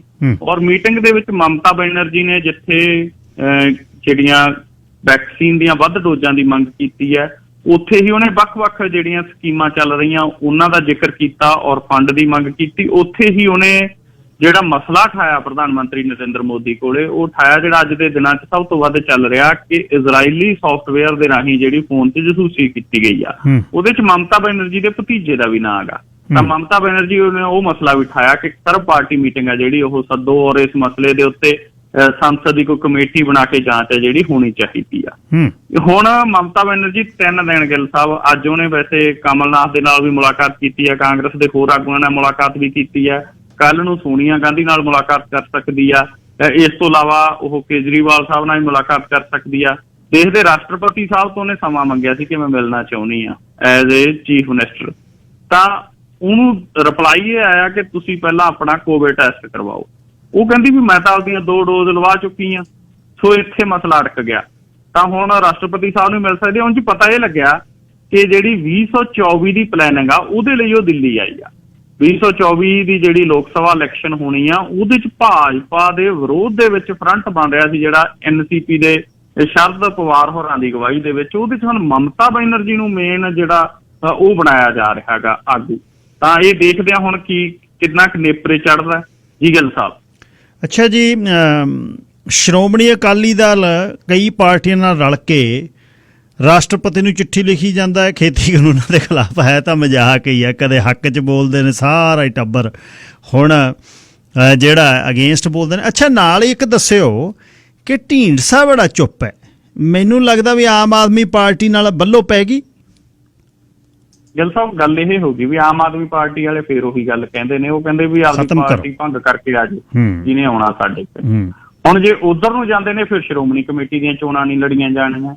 ਹੁਣ ਇਹਨਾਂ ਨੂੰ ਇਹ ਵੀ ਲੱਗਦਾ ਹੈਗਾ ਵੀ ਸ਼੍ਰੋਮਣੀ ਗੁਰਦੁਆਰਾ ਪ੍ਰਬੰਧਕ ਕਮੇਟੀ ਦੀਆਂ ਚੋਣਾਂ ਦੇ ਵਿੱਚ ਤਾਂ ਕੁਝ ਬੰਦੇ ਆਪਣੇ ਜਿੱਤ ਵੀ ਸਕਦੇ ਨੇ, ਕੁਝ ਜਿਹੜੇ ਇਹਨਾਂ ਦੇ ਨਾਲ ਜੁੜੇ ਨੇ ਮਿੱਠੂ ਸਿੰਘ ਕਾਨੇਕੇ ਵਰਗੇ ਹੋਰ, ਉਹਨਾਂ ਨੂੰ ਤਾਂ ਇਹ ਲੱਗਦਾ ਕਿ HGPC ਦੀ ਇਲੈਕਸ਼ਨ ਤਾਂ ਅਸੀਂ ਸੌਖਿਆਂ ਜਿੱਤ ਸਕਦੇ ਹਾਂ, ਪਰ ਵਿਧਾਨ ਸਭਾ ਇਲੈਕਸ਼ਨ ਜਿੱਤਣੀ ਖਾਲਾ ਜੀ ਦਾ ਵਾੜਾ ਨਹੀਂ ਲੱਗਦਾ ਅੱਜ ਦੇ ਸਮੇਂ 'ਚ। ਤਾਂ ਇਸ ਕਰਕੇ ਇਹ ਪਾਰਟੀ ਨਹੀਂ ਭੰਗ ਕਰਨਗੇ। ਦੂਸਰਾ ਇਹ ਕਿ ਢੀਂਡਸਾ ਹੋਰਾਂ ਨੇ ਸ਼੍ਰੋਮਣੀ ਅਕਾਲੀ ਦਲ ਦੇ ਲਈ ਕਾਫੀ ਲੰਬਾ ਸਮਾਂ ਜਦੋਜਹਿਦਾਂ ਕੀਤੀਆਂ ਨੇ, ਤੋਂ ਇਸ ਕਰਕੇ ਇਹ ਇਸ ਪਾਸੇ ਨੂੰ ਨਹੀਂ ਜਾਣਗੇ। ਆਮ ਆਦਮੀ ਪਾਰਟੀ ਗੱਠਜੋੜ ਕਰਦੀ ਨਹੀਂ ਕਿਸੇ ਪਾਰਟੀ ਨਾਲ, ਉਹਨਾਂ ਨੇ ਸਪਸ਼ਟ ਕਹਿਤਾ। ਹੁਣ ਜੋ ਨੋਵਾ ਗੱਡੀ ਪਿਛਲੇ ਦਿਨਾਂ 'ਚ ਕੈਪਟਨ ਸਾਹਿਬ ਨੇ ਜਿਹੜੀਆਂ ਦਿੱਤੀਆਂ ਸੀ ਗਿੱਲ ਸਾਹਿਬ, ਉਹ ਢੀਂਡਸਾ ਸਾਹਿਬ ਹੋਰੀ ਵੀ ਲੈ ਗਏ ਜੀ। ਤਾਂ ਇਸ ਪਾਸੇ ਨੂੰ ਵੀ ਗੱਲ ਤੁਰਦੀ ਆ। ਤੇ ਉਂਝ ਗੱਲ ਇਹੀ ਹੈ ਗਿੱਲ ਸਾਹਿਬ ਕਿ ਇਹਨਾਂ ਕੋਲੇ ਹੁਣ ਕੋਈ ਬਦਲ ਬਹੁਤਾ ਬਚਿਆ ਨਹੀਂ ਹੈਗਾ। ਤਾਂ ਹੋ ਸਕਦਾ ਕਿ ਆਉਣ ਵਾਲੇ ਸਮੇਂ ਦੇ ਵਿੱਚ ਦੁਬਾਰੇ ਘਰ ਵਾਪਸੀ ਹੋ ਜੇ ਜੀ, ਮੁੰਡਾ ਵੀ ਕਹਿ ਸਕਦਾ। ਤਾਂ ਇਹ ਵੀ ਸਥਿਤੀ ਬਣ ਸਕਦੀ ਹੈ। ਬਾਕੀ ਜਿਹੜਾ ਸੁਖਬੀਰ ਬਾਦਲ ਹੋਰਾਂ ਨੇ ਰਾਸ਼ਟਰਪਤੀ ਸਾਹਿਬ ਨੂੰ ਚਿੱਠੀ ਲਿਖੀ ਆ, 7 ਪਾਰਟੀਆਂ ਨਾਲ ਲਾਈਆਂ, NCP ਹੈ, CPI ਹੈ, CPM ਹੈ, ਇਸ ਤੋਂ ਇਲਾਵਾ ਬਸਪਾ ਨਾਲ ਇਹਨਾਂ ਦਾ ਗੱਠਜੋੜ ਚੱਲਦਾ। ਤਾਂ ਉਹ ਕਿਤੇ ਨਾ ਕਿਤੇ ਹੁਣ ਤਾਂ ਹਰ ਰੋਜ਼ ਇਹ ਵਿਰੋਧ ਕਰ ਰਹੇ ਨੇ, ਲੇਕਿਨ ਜਿਵੇਂ ਕਹਿੰਦੇ ਕਿ ਵੇਲੇ ਦਾ ਕੰਮ ਕਵੇਲੇ ਦੀਆਂ ਟੱਕਰਾਂ। ਹੁਣ ਤਾਂ ਲੀਹ ਕੁੱਟਣ ਵਾਲਾ ਕੰਮ ਆ ਗਿੱਲ ਸਾਹਿਬ। ਜਦੋਂ ਉੱਥੇ ਮੰਤਰੀ ਸੀ ਉਦੋਂ ਵਿਰੋਧ ਕਰਦੇ, ਉਦੋਂ ਤਾਂ ਪੱਖ 'ਚ ਬੋਲੇ ਸੀ, ਤਾਂ ਹੁਣ ਵੀ ਕਰ ਰਹੇ ਨੇ। ਖੈਰ ਚੰਗੀ ਗੱਲ ਹੈ। ਤਾਂ ਹੁਣ ਹਰ ਰੋਜ਼ ਇਹ ਤਾਕਤੀਆਂ ਲੈ ਕੇ ਖੜਦੇ ਨੇ ਜੀ ਦੋਨੇ ਪਤੀ ਪਤਨੀ, ਔਰ ਜਦੋਂ ਖੇਤੀਬਾੜੀ ਮੰਤਰੀ ਆਉਂਦਾ ਨਾਅਰੇ ਵੀ ਮਾਰਦੇ ਨੇ, ਖੇਤੀ ਕਾਨੂੰਨਾਂ ਖਿਲਾਫ ਵਾਪਸ ਲੈਣ ਦੀ ਮੰਗ ਵੀ ਕਰਦੇ ਨੇ। ਅੱਜ ਸੁਖਬੀਰ ਬਾਦਲ ਨੇ ਕਿਹਾ ਕਿ ਸਾਰੀਆਂ ਪਾਰਟੀਆਂ ਆਪਾਂ ਇਕੱਠੀਆਂ ਹੋਈਏ ਭਾਜਪਾ ਦੇ ਖਿਲਾਫ, ਤਾਂ ਆਪਾਂ ਉਹਨਾਂ ਚਿਰ ਕੰਮ ਹੀ ਨਾ ਚੱਲਣ ਦੇਈਏ ਜਿੰਨਾ ਚਿਰ ਖੇਤੀ ਕਾਨੂੰਨ ਨਹੀਂ ਰੱਦ ਕਰਦੇ। ਤੋ ਇਸ ਕਰਕੇ ਹੁਣ ਇਹ ਕਾਫੀ ਜਿਹੜਾ ਇਸ ਵਿਸ਼ੇ ਦੇ ਵਿੱਚੋਂ ਆਪਣੀ ਚਾਹੇ ਸਿਆਸੀ ਜ਼ਮੀਨ ਤਲਾਸ਼ ਰਹੇ ਕਹਿ ਲਈਏ, ਚਾਹੇ ਇਹ ਕਹਿ ਲਈਏ ਕਿ ਹੁਣ ਇਹਨਾਂ ਨੂੰ ਲੱਗਦਾ ਗਾ ਕਿ ਜੇ ਇਸ ਵਿਸ਼ੇ ਦੇ ਉੱਤੇ ਨਾ ਬੋਲੇ ਤਾਂ ਪੰਜਾਬ ਦੇ ਪਿੰਡਾਂ 'ਚ ਵੜਨ ਜੋਗਰੇ ਨਹੀਂ ਰਹਿਣੇ। ਤੋ ਇਸ ਕਰਕੇ ਹੁਣ ਵੱਧ ਚੜ ਕੇ ਬੋਲ ਰਹੇ ਨੇ ਜੀ। ਅੱਛਾ, ਕਿਤੇ ਕਿਤੇ ਤੁਹਾਨੂੰ ਲੱਗਦਾ ਵੀ ਇਕੱਠੇ ਵੀ ਹੋ ਸਕਦੇ ਢੀਂਡਸੇ, ਉਹਨਾਂ ਦੀ ਘਰ ਵਾਪਸੀ ਵੀ ਹੋ ਸਕਦੀ ਹੈ ਸਣੇ ਮਾਝੇ ਵਾਲਿਆਂ ਦੀ, ਕਿਉਂਕਿ ਮਾਝੇ ਵਾਲਿਆਂ ਦੀ ਕੁਛ ਨਹੀਂ ਵੱਟੀ ਦੀ, ਹੁਣ ਖਤਮ ਹੋ ਗਿਆ ਕੰਮ। ਆ ਦੂਜਿਆਂ ਦੀ ਚੜ੍ਹਾਈ ਬਹੁਤ ਹੋ ਗਈ। ਜੇ 5-4 ਚੀਜ਼ਾਂ ਨਵਜੋਤ ਸਿੱਧੂ ਨੇ ਸਹੀ ਕਰਤੀਆਂ, ਨਵਜੋਤ ਸਿੱਧੂ ਨਹੀਂ ਲੈਣ ਦਾ ਕਿਸੇ ਦੇ, ਗੱਲ ਸੱਚ ਹੈ। ਇਹਨਾਂ ਨੂੰ ਇਕੱਠਿਆਂ ਹੋ ਕੇ, ਕਿਉਂਕਿ ਫਿਰ ਵੀ ਸਾਡੀ ਪੰਜਾਬ ਦੀ ਦੇਖੋ ਕੁਛ ਸਮਾਂ ਹੋ ਸਕਦਾ ਹੈ, ਕੁਛ ਪਾਰਟੀਆਂ ਦੇ ਵਿੱਚ ਲੀਡਰਸ਼ਿਪ ਦੀ ਪ੍ਰੋਬਲਮ ਹੋ ਸਕਦੀ ਹੈ, ਪਰ ਫਿਰ ਵੀ ਸਾਡੀ ਆਪਣੀ ਜਿਹੜੀ ਪੰਜਾਬ ਦੀ ਇਹ ਪਾਰਟੀ ਹੈ ਸ਼੍ਰੋਮਣੀ ਅਕਾਲੀ ਦਲ, ਸਾਡੇ ਬਜ਼ੁਰਗਾਂ ਦੀ ਪਾਰਟੀ ਹੈ, 1920 101 ਸਾਲ ਹੋ ਗਏ, ਹੋ ਸਕਦਾ ਵੀ ਇਕੱਠੇ ਹੋ ਜਾਣਗੇ। ਦੇਖੋ ਗਿੱਲ ਸਾਹਿਬ, ਇਹਦੇ ਵਿੱਚ ਗੱਲ ਇਹ ਹੈਗੀ, ਜੇ ਤਾਂ ਹੁਣ ਇਹਨਾਂ ਦੀ ਹਿਸਟਰੀ ਚੱਕ ਕੇ ਦੇਖੀਏ ਆਪਾਂ ਕਿ ਜਿਹੜੇ ਬੰਦੇ ਵੀ ਸ਼੍ਰੋਮਣੀ ਅਕਾਲੀ ਦਲ ਤੋਂ ਬਾਹਰ ਗਏ, ਪ੍ਰਕਾਸ਼ ਸਿੰਘ ਬਾਦਲ ਹੋਰਾਂ ਨੇ ਉਹਨਾਂ ਨੂੰ ਵਾਪਸ ਮੁੜਨ ਲਈ ਮਜਬੂਰ ਕਰਤਾ, ਕੋਈ ਕਾਮਯਾਬ ਨਹੀਂ ਹੋਇਆ। ਉਹਨਾਂ 'ਚ ਚਾਹੇ ਆਪਾਂ ਸਰਜੀਤ ਸਿੰਘ ਬਰਨਾਲਾ ਦਾ ਪਰਿਵਾਰ ਲਾ ਲਈਏ, ਚਾਹੇ ਉਹਨਾਂ 'ਚ ਆਪਾਂ ਬਲਵੰਤ ਸਿੰਘ ਰਾਮੂਵਾਲੀਆ ਲਾ ਲਈਏ, ਚਾਹੇ ਪ੍ਰੋਫੈਸਰ ਪ੍ਰੇਮ ਸਿੰਘ ਚੰਦੂ ਮਾਜਰਾ ਲਾ ਲਈਏ, ਈਵਨ ਚਾਹੇ ਗੁਰਚਰਨ ਸਿੰਘ ਤੌੜਾ ਜੀ ਲਾ ਲਈਏ।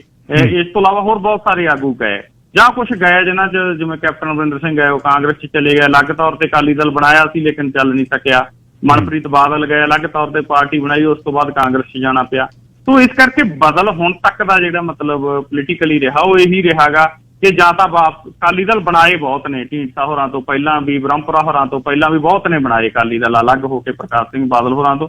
ਉਹਦੇ 'ਚ ਦੋ ਹੀ ਗੱਲਾਂ ਚੱਲੀਆਂ, ਜਾਂ ਤਾਂ ਗਿੱਲ ਸਾਹਿਬ ਉਹ ਹਾਸ਼ੀਏ ਤੇ ਚਲੇ ਗਏ ਮੇਨ ਸਟ੍ਰੀਮ ਦੇ ਵਿੱਚੋਂ, ਜਾਂ ਉਹਨਾਂ ਨੂੰ ਕਿਸੇ ਨਾ ਕਿਸੇ ਰਾਜਨੀਤਿਕ ਪਾਰਟੀ 'ਚ ਜਾਣਾ ਪਿਆ, ਜਾਂ ਉਹ ਘਰ ਵਾਪਸੀ ਹੋਈ, ਜਾਂ ਕਾਂਗਰਸ 'ਚ ਗਏ। ਸੋ ਇਸ ਕਰਕੇ ਹੁਣ ਇੱਥੇ ਭਾਵੇਂ ਪ੍ਰਕਾਸ਼ ਸਿੰਘ ਬਾਦਲ ਹੋਰਾਂ ਦੀ ਨਹੀਂ ਚੱਲਦੀ, ਲੇਕਿਨ ਫਿਰ ਵੀ ਅਜੇ ਉਹ ਸਿਆਸੀ ਤੌਰ ਦੇ ਉੱਤੇ ਚੰਟ ਨੇ ਗਿੱਲ ਸਾਹਿਬ, ਔਰ ਉਹਨਾਂ ਦੇ ਮੈਨੂੰ ਲੱਗਦਾ ਗਾ ਕਿ ਜਦੋਂ ਤੱਕ ਉਹ ਸਿਆਸੀ ਤੌਰ ਤੇ ਸਰਗਰਮ ਨੇ ਉਦੋਂ ਤੱਕ ਉਹ ਬਰੋਬਰ ਤੇ ਕੋਈ ਅਕਾਲੀ ਦਲ ਆ ਜਿਹੜਾ ਉਹ ਨਹੀਂ ਉਸ ਰੂਪ ਦੇ ਵਿੱਚ ਚੱਲਣ ਦੇਣਗੇ। ਸੋ ਇਸ ਕਰਕੇ ਇਹਨਾਂ ਕੋਲ ਕੋਈ ਹੋਰ ਬਹੁਤਾ ਬਦਲ ਵੀ ਨਹੀਂ ਬਚਣਾ। ਆਮ ਆਦਮੀ ਪਾਰਟੀ ਗੱਠਜੋੜ ਕਰ ਲੈਂਦੀ, ਫਿਰ ਵੀ ਇਹਨਾਂ ਕੋਲੇ ਸਿਆਸੀ ਜ਼ਮੀਨ ਬਚਦੀ, ਨਵਜੋਤ ਸਿੰਘ ਸਿੱਧੂ ਕਾਂਗਰਸ ਦਾ ਪ੍ਰਧਾਨ ਨਾ ਬਣਦਾ, ਅਲੱਗ ਤੌਰ ਦੇ ਉੱਤੇ ਇਲੈਕਸ਼ਨ ਲੜਦਾ, ਫਿਰ ਵੀ ਇਹ ਇਕੱਠੇ ਰਹਿੰਦੇ। ਈਵਨ ਹੁਣ ਇਹ ਵੀ ਪਤਾ ਲੱਗਿਆ ਸੀ ਵੀ ਜਿਹੜਾ ਸੁਖਪਾਲ ਸਿੰਘ ਖਹਿਰਾ ਹੋਰਾਂ ਵੀ ਪਰਮਿੰਦਰ ਢੀਂਡਸਾ ਦੀ ਕਾਫੀ ਮਿਲਣੀ ਬੈਠਣੀ, ਕਾਫੀ ਉੱਠਣੀ ਬੈਠਣੀ ਹੋ ਗਈ ਸੀ, ਤਾਂ ਉਧਰੋਂ ਖਹਿਰਾ ਹੋਰੀ ਵੀ ਪਾਸੇ ਚੱਲ ਗਏ। ਸੋ ਇਸ ਕਰਕੇ ਇਹਨਾਂ ਕੋਲੇ ਵੀ ਹੁਣ ਕੋਈ ਸਿਆਸੀ ਤੌਰ ਦੇ ਉੱਤੇ ਬਹੁਤਾ ਬਦਲ ਨਹੀਂ ਬਚਿਆ ਜੀ। ਅਮਰੀਕਾ ਦਾ ਵਿਦੇਸ਼ ਮੰਤਰੀ ਦਿੱਲੀ ਪਹੁੰਚੇ ਹੋਏ ਆ ਜੀ, ਕੀ ਗੱਲ ਚੱਲ ਰਹੀ ਹੈ?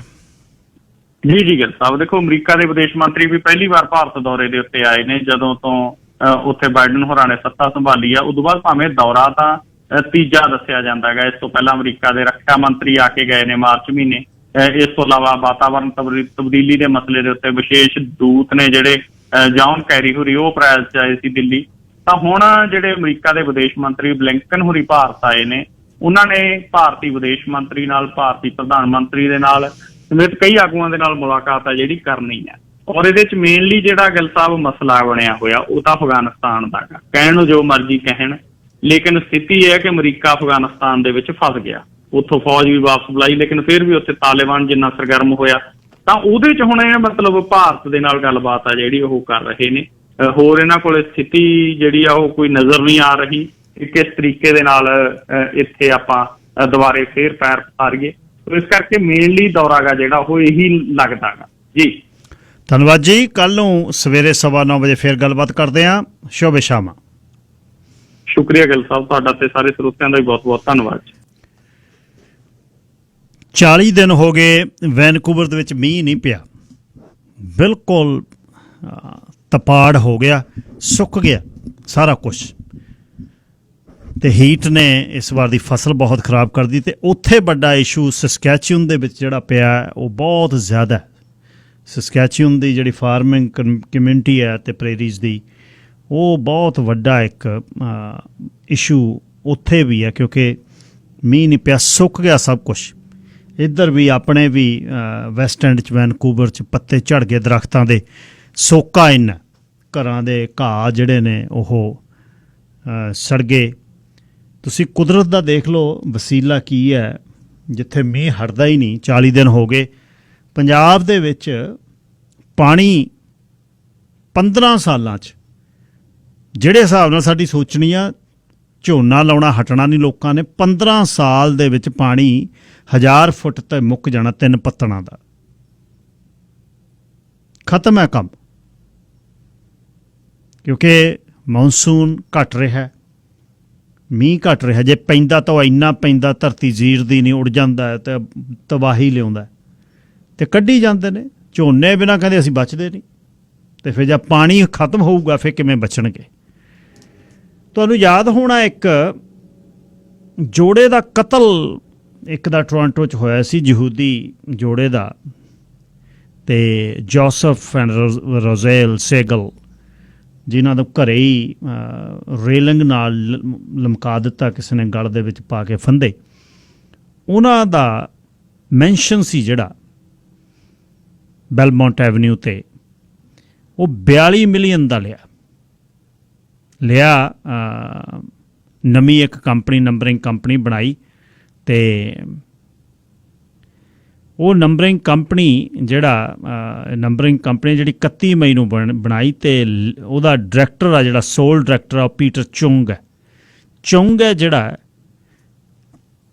ਉਹ Prima Corp ventures New West ਦੇ ਵਿੱਚ ਇੱਕ ਕੰਪਨੀ, ਤੇ ਹੈਲਥ ਕੇਅਰ ਦੇ ਵਿੱਚ ਸੀਨੀਅਰ ਹੋਮ ਰੀਅਲ ਅਸਟੇਟ, ਤੇ ਉਹਦੇ ਬਾਅਦ ਇਮਿੰਟਾ ਗਰੁੱਪ ਜਿਹੜਾ ਪ੍ਰਾਈਵੇਟ ਪੋਸਟ ਸੈਕੰਡਰੀ ਸਕੂਲ ਚਲਾਉਂਦਾ ਕੈਨੇਡਾ, ਜਿਹਦੇ 'ਚ CDI ਕਾਲਜ ਹੈ ਤੇ Vancouver college of art and design.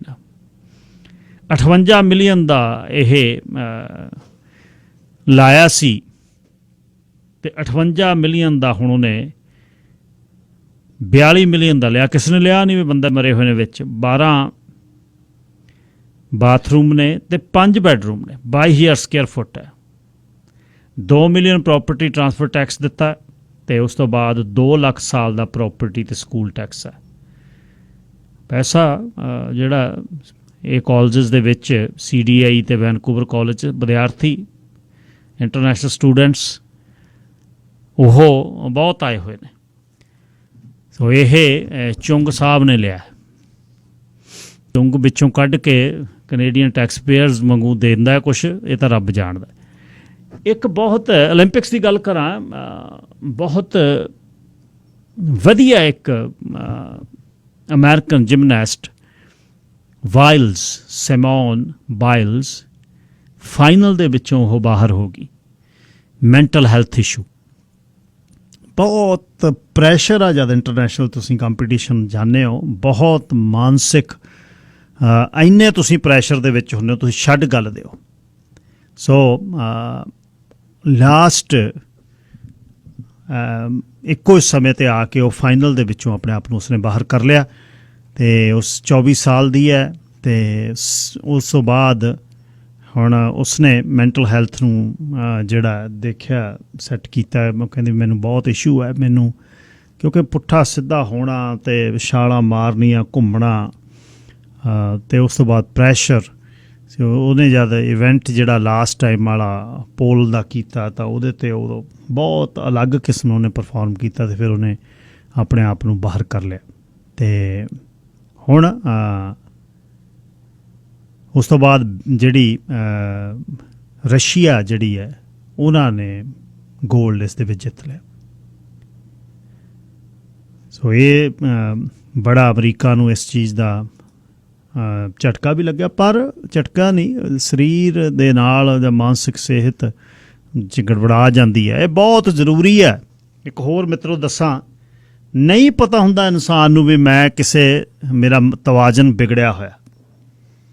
ਅਲਾਮਤਾਂ ਹੀ ਨੇ, ਕਾਉਂਸਲਰ ਦੱਸਦਾ ਜਾਂ ਬੈਠੋਗੇ, ਇਸ ਤਰ੍ਹਾਂ ਨਹੀਂ ਤੁਹਾਨੂੰ ਪਤਾ ਲੱਗਦਾ। ਉਹ ਜੇ ਕਿਸੇ ਨੂੰ ਡਿਪਰੈਸ਼ਨ ਵਾਲੇ ਨੂੰ ਕਹਿੰਦਾ ਤੂੰ ਡਿਪਰੈਸ਼ਨ ਦੀ ਦਵਾਈ ਲੈ, ਕਹਿੰਦਾ ਤੂੰ ਲੈ ਲੈ, ਗੱਲ ਪੈਂਦਾ ਅਗਲਾ ਕਹਿੰਦਾ ਮੈਂ ਕਿਉਂ ਲਵਾਂ ਡਿਪਰੈਸ਼ਨ ਦੀ। ਤੁਸੀਂ ਘਰ 'ਚ ਦੇਖ ਲਿਓ ਕਿਸੇ ਨੂੰ, ਮੀਆਂ ਬੀਵੀ ਆਪਸ ਵਿੱਚ ਕਹਿੰਦੇ ਵੀ ਤੈਨੂੰ ਦਵਾਈ ਦੂਈ ਲੈਣੀ ਚਾਹੀਦੀ ਹੈ, ਉਹ ਕਹਿੰਦੀ ਤੂੰ ਲੈ ਲੈ। ਬੰਦਾ ਇਸਤਰੀ ਨੂੰ ਇਸਤਰੀ ਬੰਦੇ ਨੂੰ ਕਦੇ ਨਹੀਂ ਉਹ ਕਹਾਊਗਾ, ਕਹਿੰਦਾ ਮੈਂ ਠੀਕ ਹੈ, ਮੈਨੂੰ ਕੁਛ ਨਹੀਂ ਹੋਇਆ। ਪਰ ਜ਼ਰੂਰੀ ਹੈ ਕਿ ਤੁਸੀਂ ਇਸ ਨੂੰ ਵੀ ਚੈੱਕ ਕਰਦੇ ਰਹੋ ਬਈ ਮੈਂ ਠੀਕ ਹਾਂ। ਮੈਡੀਟੇਸ਼ਨ, ਆਰਾਮ ਨਾਲ ਬਹਿਣਾ, ਉੱਠਣਾ ਸਵੇਰੇ, ਉਸ ਪਰਵਰਦਿਗਾਰ ਜਿਹੜਾ ਦੁਨੀਆ ਦਾ ਮਾਲਕ ਹੈ ਉਹਦਾ ਧਿਆਨ ਧਰਨਾ ਅੱਧਾ ਘੰਟਾ। ਜਿਹੜੇ ਰੱਬ ਨੂੰ ਮੰਨਦੇ ਆ, ਜਿਹੜਾ ਲਾਣਾ ਨਹੀਂ ਮੰਨਦਾ, ਮੈਂ ਉਹਨਾਂ ਨੂੰ ਕਹਿ ਰਿਹਾ ਜਿਹੜੇ ਮੰਨਦੇ ਆ ਉਹਨਾਂ ਨੂੰ ਜ਼ਰੂਰੀ ਆ ਵੀ ਤੁਸੀਂ ਚੌਂਕੜਾ ਲਾ ਕੇ ਚਾਹੇ 10 ਮਿੰਟ ਉਹਦਾ ਧਿਆਨ ਤੁਹਾਡਾ ਧਰਨਾ ਫਰਜ਼ ਹੈ, ਉਹਨੂੰ ਸੀਸ ਨਿਭਾਉਣਾ ਫਰਜ਼ ਹੈ, ਹੱਥ ਜੋੜਨੇ ਫਰਜ਼ ਹੈ ਵੀ ਦਾਤਾ ਮਿਹਰ ਆ ਤੇਰੀ। ਆ ਦਿਨ ਹੋਰ ਚੜਾਤਾ ਇੱਕ, ਪਹਿਲੀ ਤਾਂ ਉੱਠਦੀ ਸਾਰ ਬਹਿੰਦਿਆਂ ਸਾਰ ਹੀ ਬੈੱਡ 'ਤੇ ਜਾਂ ਲੱਤਾਂ ਘੁਮਾਉਣੀਆਂ, ਅਤੇ ਇਹ ਜ਼ਰੂਰੀ ਕਹਿਣ ਦੀ ਜ਼ਰੂਰਤ ਹੈ ਕਿ ਬਈ ਮਰ ਕੇ ਉੱਠਿਆ, ਸੁੱਤਾ ਪਿਆ ਮਰਿਆਂ ਦੇ ਬਰਾਬਰ ਹੀ ਹੈ ਬੰਦਾ, ਬਈ ਸੱਚੇ ਪਾਤਸ਼ਾਹ ਸ਼ੁਕਰ ਆ ਤਾਂ ਇੱਕ ਦਿਨ ਹੋਰ ਦਿੱਤਾ ਅੱਜ ਦਾ, ਬਸ ਇੰਨਾ ਬਹੁਤ ਜ਼ਰੂਰੀ ਹੈ। ਇੰਟੀਰੀਅਰ ਦੇ ਵਿੱਚ ਜਾਂ ਟਰੈਵਲ ਕਰਦੇ ਹੋ ਕਿਤੇ ਵੀ, ਖਾਸ ਤੌਰ 'ਤੇ ਜਿਹੜੀ ਸਟ੍ਰੈਚ ਹੈ ਮੇਰਠ ਤੋਂ ਲੈ ਕੇ ਹੋਪ ਦੇ ਵਿੱਚ, ਉਸ ਜਗ੍ਹਾ 'ਤੇ ਜਾਂ ਕੈਮਲੂਸ ਤੱਕ ਹੈ, ਹੋਪ ਤੋਂ ਮੇਰਠ ਤੋਂ ਅੱਗੇ ਪਿੱਛੇ ਨਿਗਾਹ ਰੱਖੋ। ਕਦੇ ਕੋਈ ਜ਼ਰੂਰਤਮੰਦ ਜਿਹੜਾ ਬੰਦਾ ਹੈ, ਕੋਈ ਖੜਾ ਹੈ ਸੜਕ 'ਤੇ, ਰੁਕਣ ਦੀ ਕੋਸ਼ਿਸ਼ ਕਰੋ। ਜਦ ਹੀ ਉਹ ਘਟਨਾ ਹੋਈ ਹੈ ਇੱਕ ਟਰੱਕ ਨੂੰ ਅੱਗ ਲੱਗਣ ਦੀ, ਟਰੱਕਰਸ ਕੋਈ ਨਾ ਕੋਲੋਂ ਰੁਕਿਆ ਅਤੇ ਲੰਘਦੇ ਰਹੇ, ਪਟਕਾ ਬੰਨ੍ਹ ਕੇ ਬਾਹਰ ਖੜਾ ਰਿਹਾ ਬੰਦਾ। ਹੋਰ ਘਟਨਾ ਇੱਕ ਹੋਈ, ਇੱਕ ਪਰਿਵਾਰ ਗੈਸ ਸਟੇਸ਼ਨ 'ਤੇ ਰੁਕਣਾ ਭੁੱਲ ਗਿਆ, ਮੇਰਠ ਗੈਸ ਪਾਉਣਾ ਭੁੱਲ ਗਿਆ, ਗੈਸ ਘੱਟ ਗਈ ਅਤੇ ਮੇਰਠ 'ਤੇ ਹੋਪ ਦੇ ਵਿੱਚ 50 ਕਿਲੋਮੀਟਰ ਪਿੱਛੇ 221 ਐਗਜ਼ਿਟ 'ਤੇ ਉਹਨਾਂ ਨੇ ਕੱਢ ਕੇ ਗੱਡੀ ਕੋਸ਼ਿਸ਼ ਕੀਤੀ। ਦੋਨੇ ਮੀਆਂ ਬੀਵੀ ਆਥਣ ਹੋ ਰਿਹਾ ਸੀ, ਬਹੁਤ ਫਿਕਰ ਦੇ ਵਿੱਚ, ਫਿਕਰ 'ਚ ਹੋ ਜਾਂਦਾ ਬੰਦਾ, ਜੇ ਗੈਸ ਮੁੱਕ ਗਈ, ਅਪ ਡਾਊਨ ਹੈ ਅਤੇ ਉਹ ਤਾਂ ਸਾਹ ਲੈ ਜਾਣਾ ਉਹਨੇ। ਉਹ ਕਹਿੰਦੇ ਅਸੀਂ ਕਿਹਾ ਵੀ ਚੱਲ ਇੱਥੇ ਕੋਈ ਹੋ, ਕਹਿੰਦੇ ਆਪਣੇ ਭਾਈ ਸਾਹਿਬ ਅੰਦਰੋਂ ਬਾਥਰੂਮ 'ਚੋਂ ਨਿਕਲਿਆ ਸੀ, ਮੈਂ ਅਸੀਂ ਫਤਿਹ ਬੁਲਾਈ, ਸਤਿ ਸ਼੍ਰੀ ਅਕਾਲ ਜੀ। ਕਹਿੰਦਾ ਉਹਨੇ ਫਤਿਹ ਦਾ ਜਵਾਬ ਹੀ ਨਹੀਂ ਦਿੱਤਾ। ਜੇ ਸਤਿ ਸ਼੍ਰੀ ਅਕਾਲ ਦਾ ਜਵਾਬ ਦੇਵੇ ਤਾਂ ਕੋਈ ਮੈਂ ਅੱਗੇ ਬਿਰਵਾ ਪਾਉਂਦਾ। ਕਹਿੰਦਾ ਕੋਲ ਕੈਂਪਰ ਲਈ ਖੜਾ ਸੀ ਬੰਦਾ ਇੱਕ, ਕਹਿੰਦਾ ਉਹ ਕਹਿੰਦਾ ਬਈ ਠੀਕ ਆ ਸਭ, ਆਰ ਯੂ ਓਕੇ?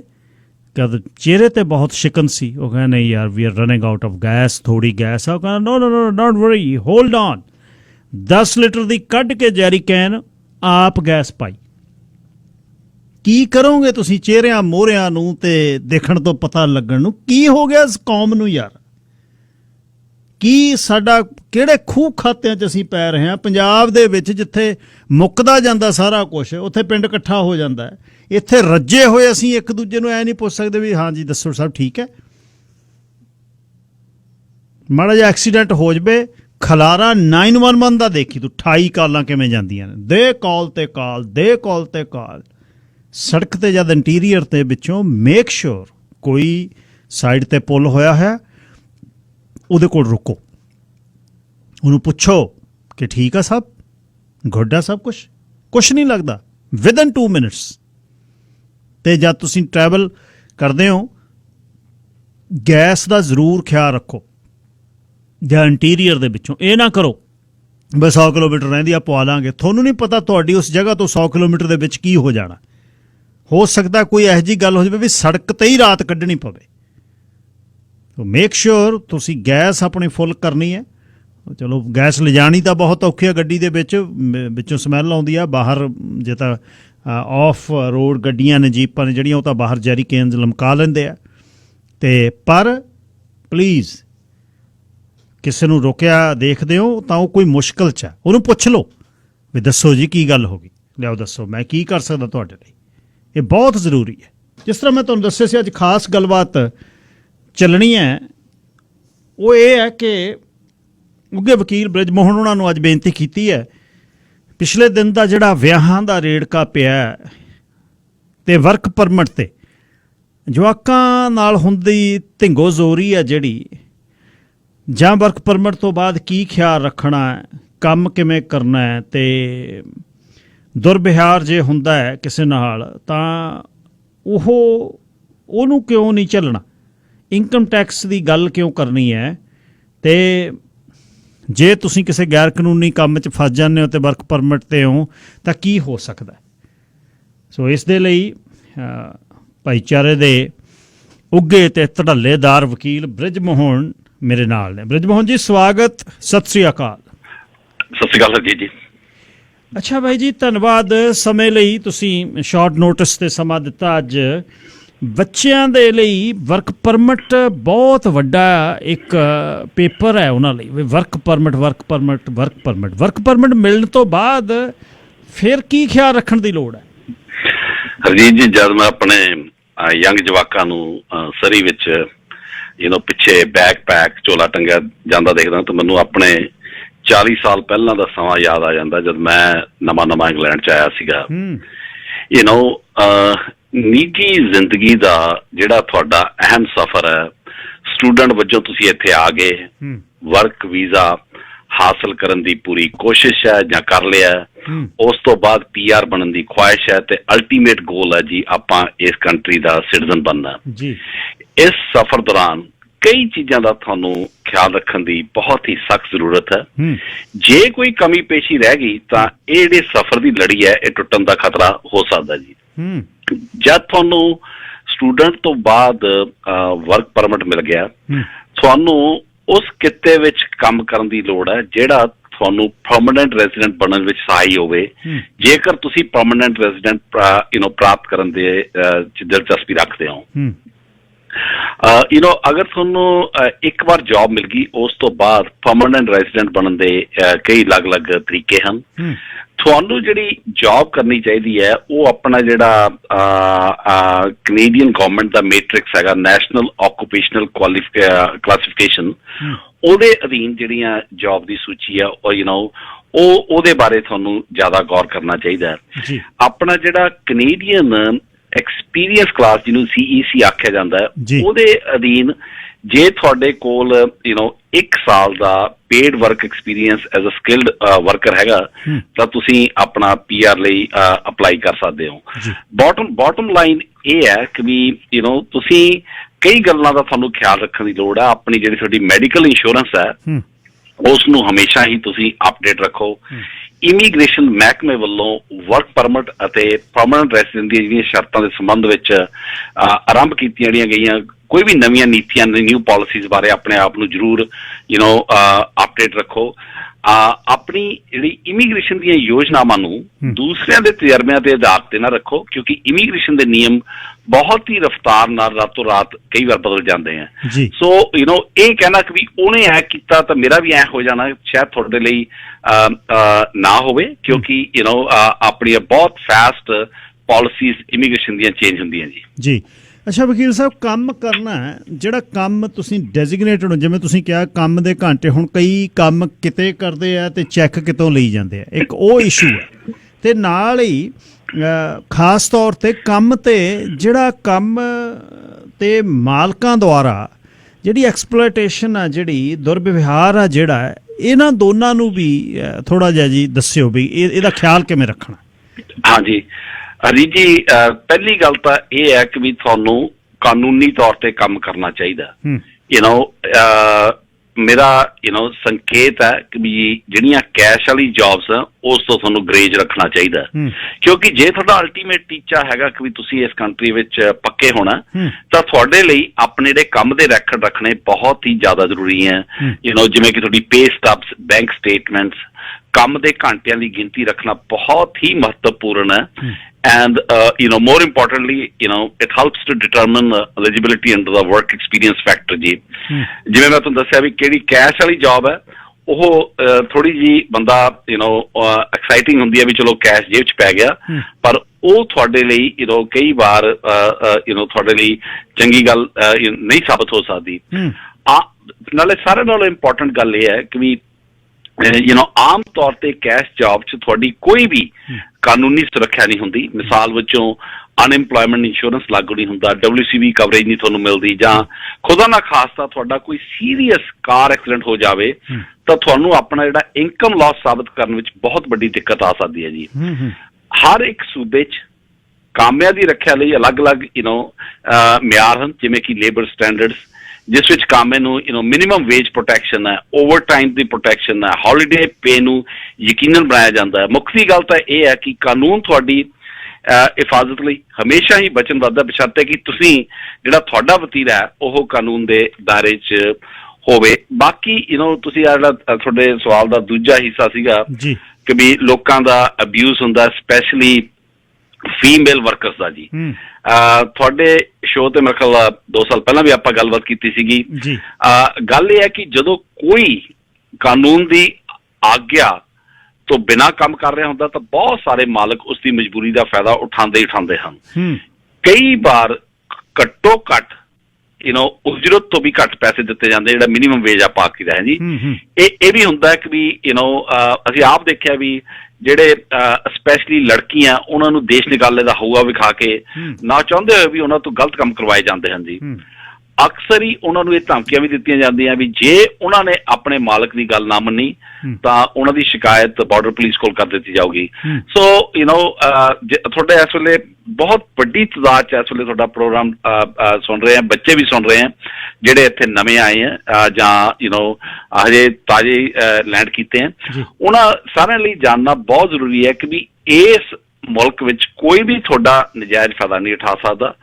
ਨਾ ਤੁਸੀਂ ਕਿਸੇ ਨਾਲ ਕੋਈ ਗਲਤ ਗੱਲ ਕਰੋ, ਨਾ ਤੁਹਾਡੇ ਨਾਲ ਕਿਸੇ ਵੀ ਕੀਮਤ ਤੇ ਕੋਈ ਗਲਤ ਕੰਮ ਕਰ ਸਕਦਾ ਜੀ। ਕਮਿਊਨਿਟੀ ਦੇ ਤੌਰ ਤੇ ਖੈਰ ਵਰਕ ਪਰਮਿਟ ਦੀ ਪਹਿਲਾਂ ਮੈਂ ਗੱਲ ਕਰ ਲਵਾਂ। ਅੱਛਾ, ਇਨਕਮ ਟੈਕਸ ਜਿਹੜਾ ਫਾਈਲ ਕਰਨਾ ਜੀ, ਉਹ ਕਿੰਨਾ ਕੁ ਫਾਇਦਾ ਦੇ ਸਕਦਾ PR ਦੇ ਸਮੇਂ?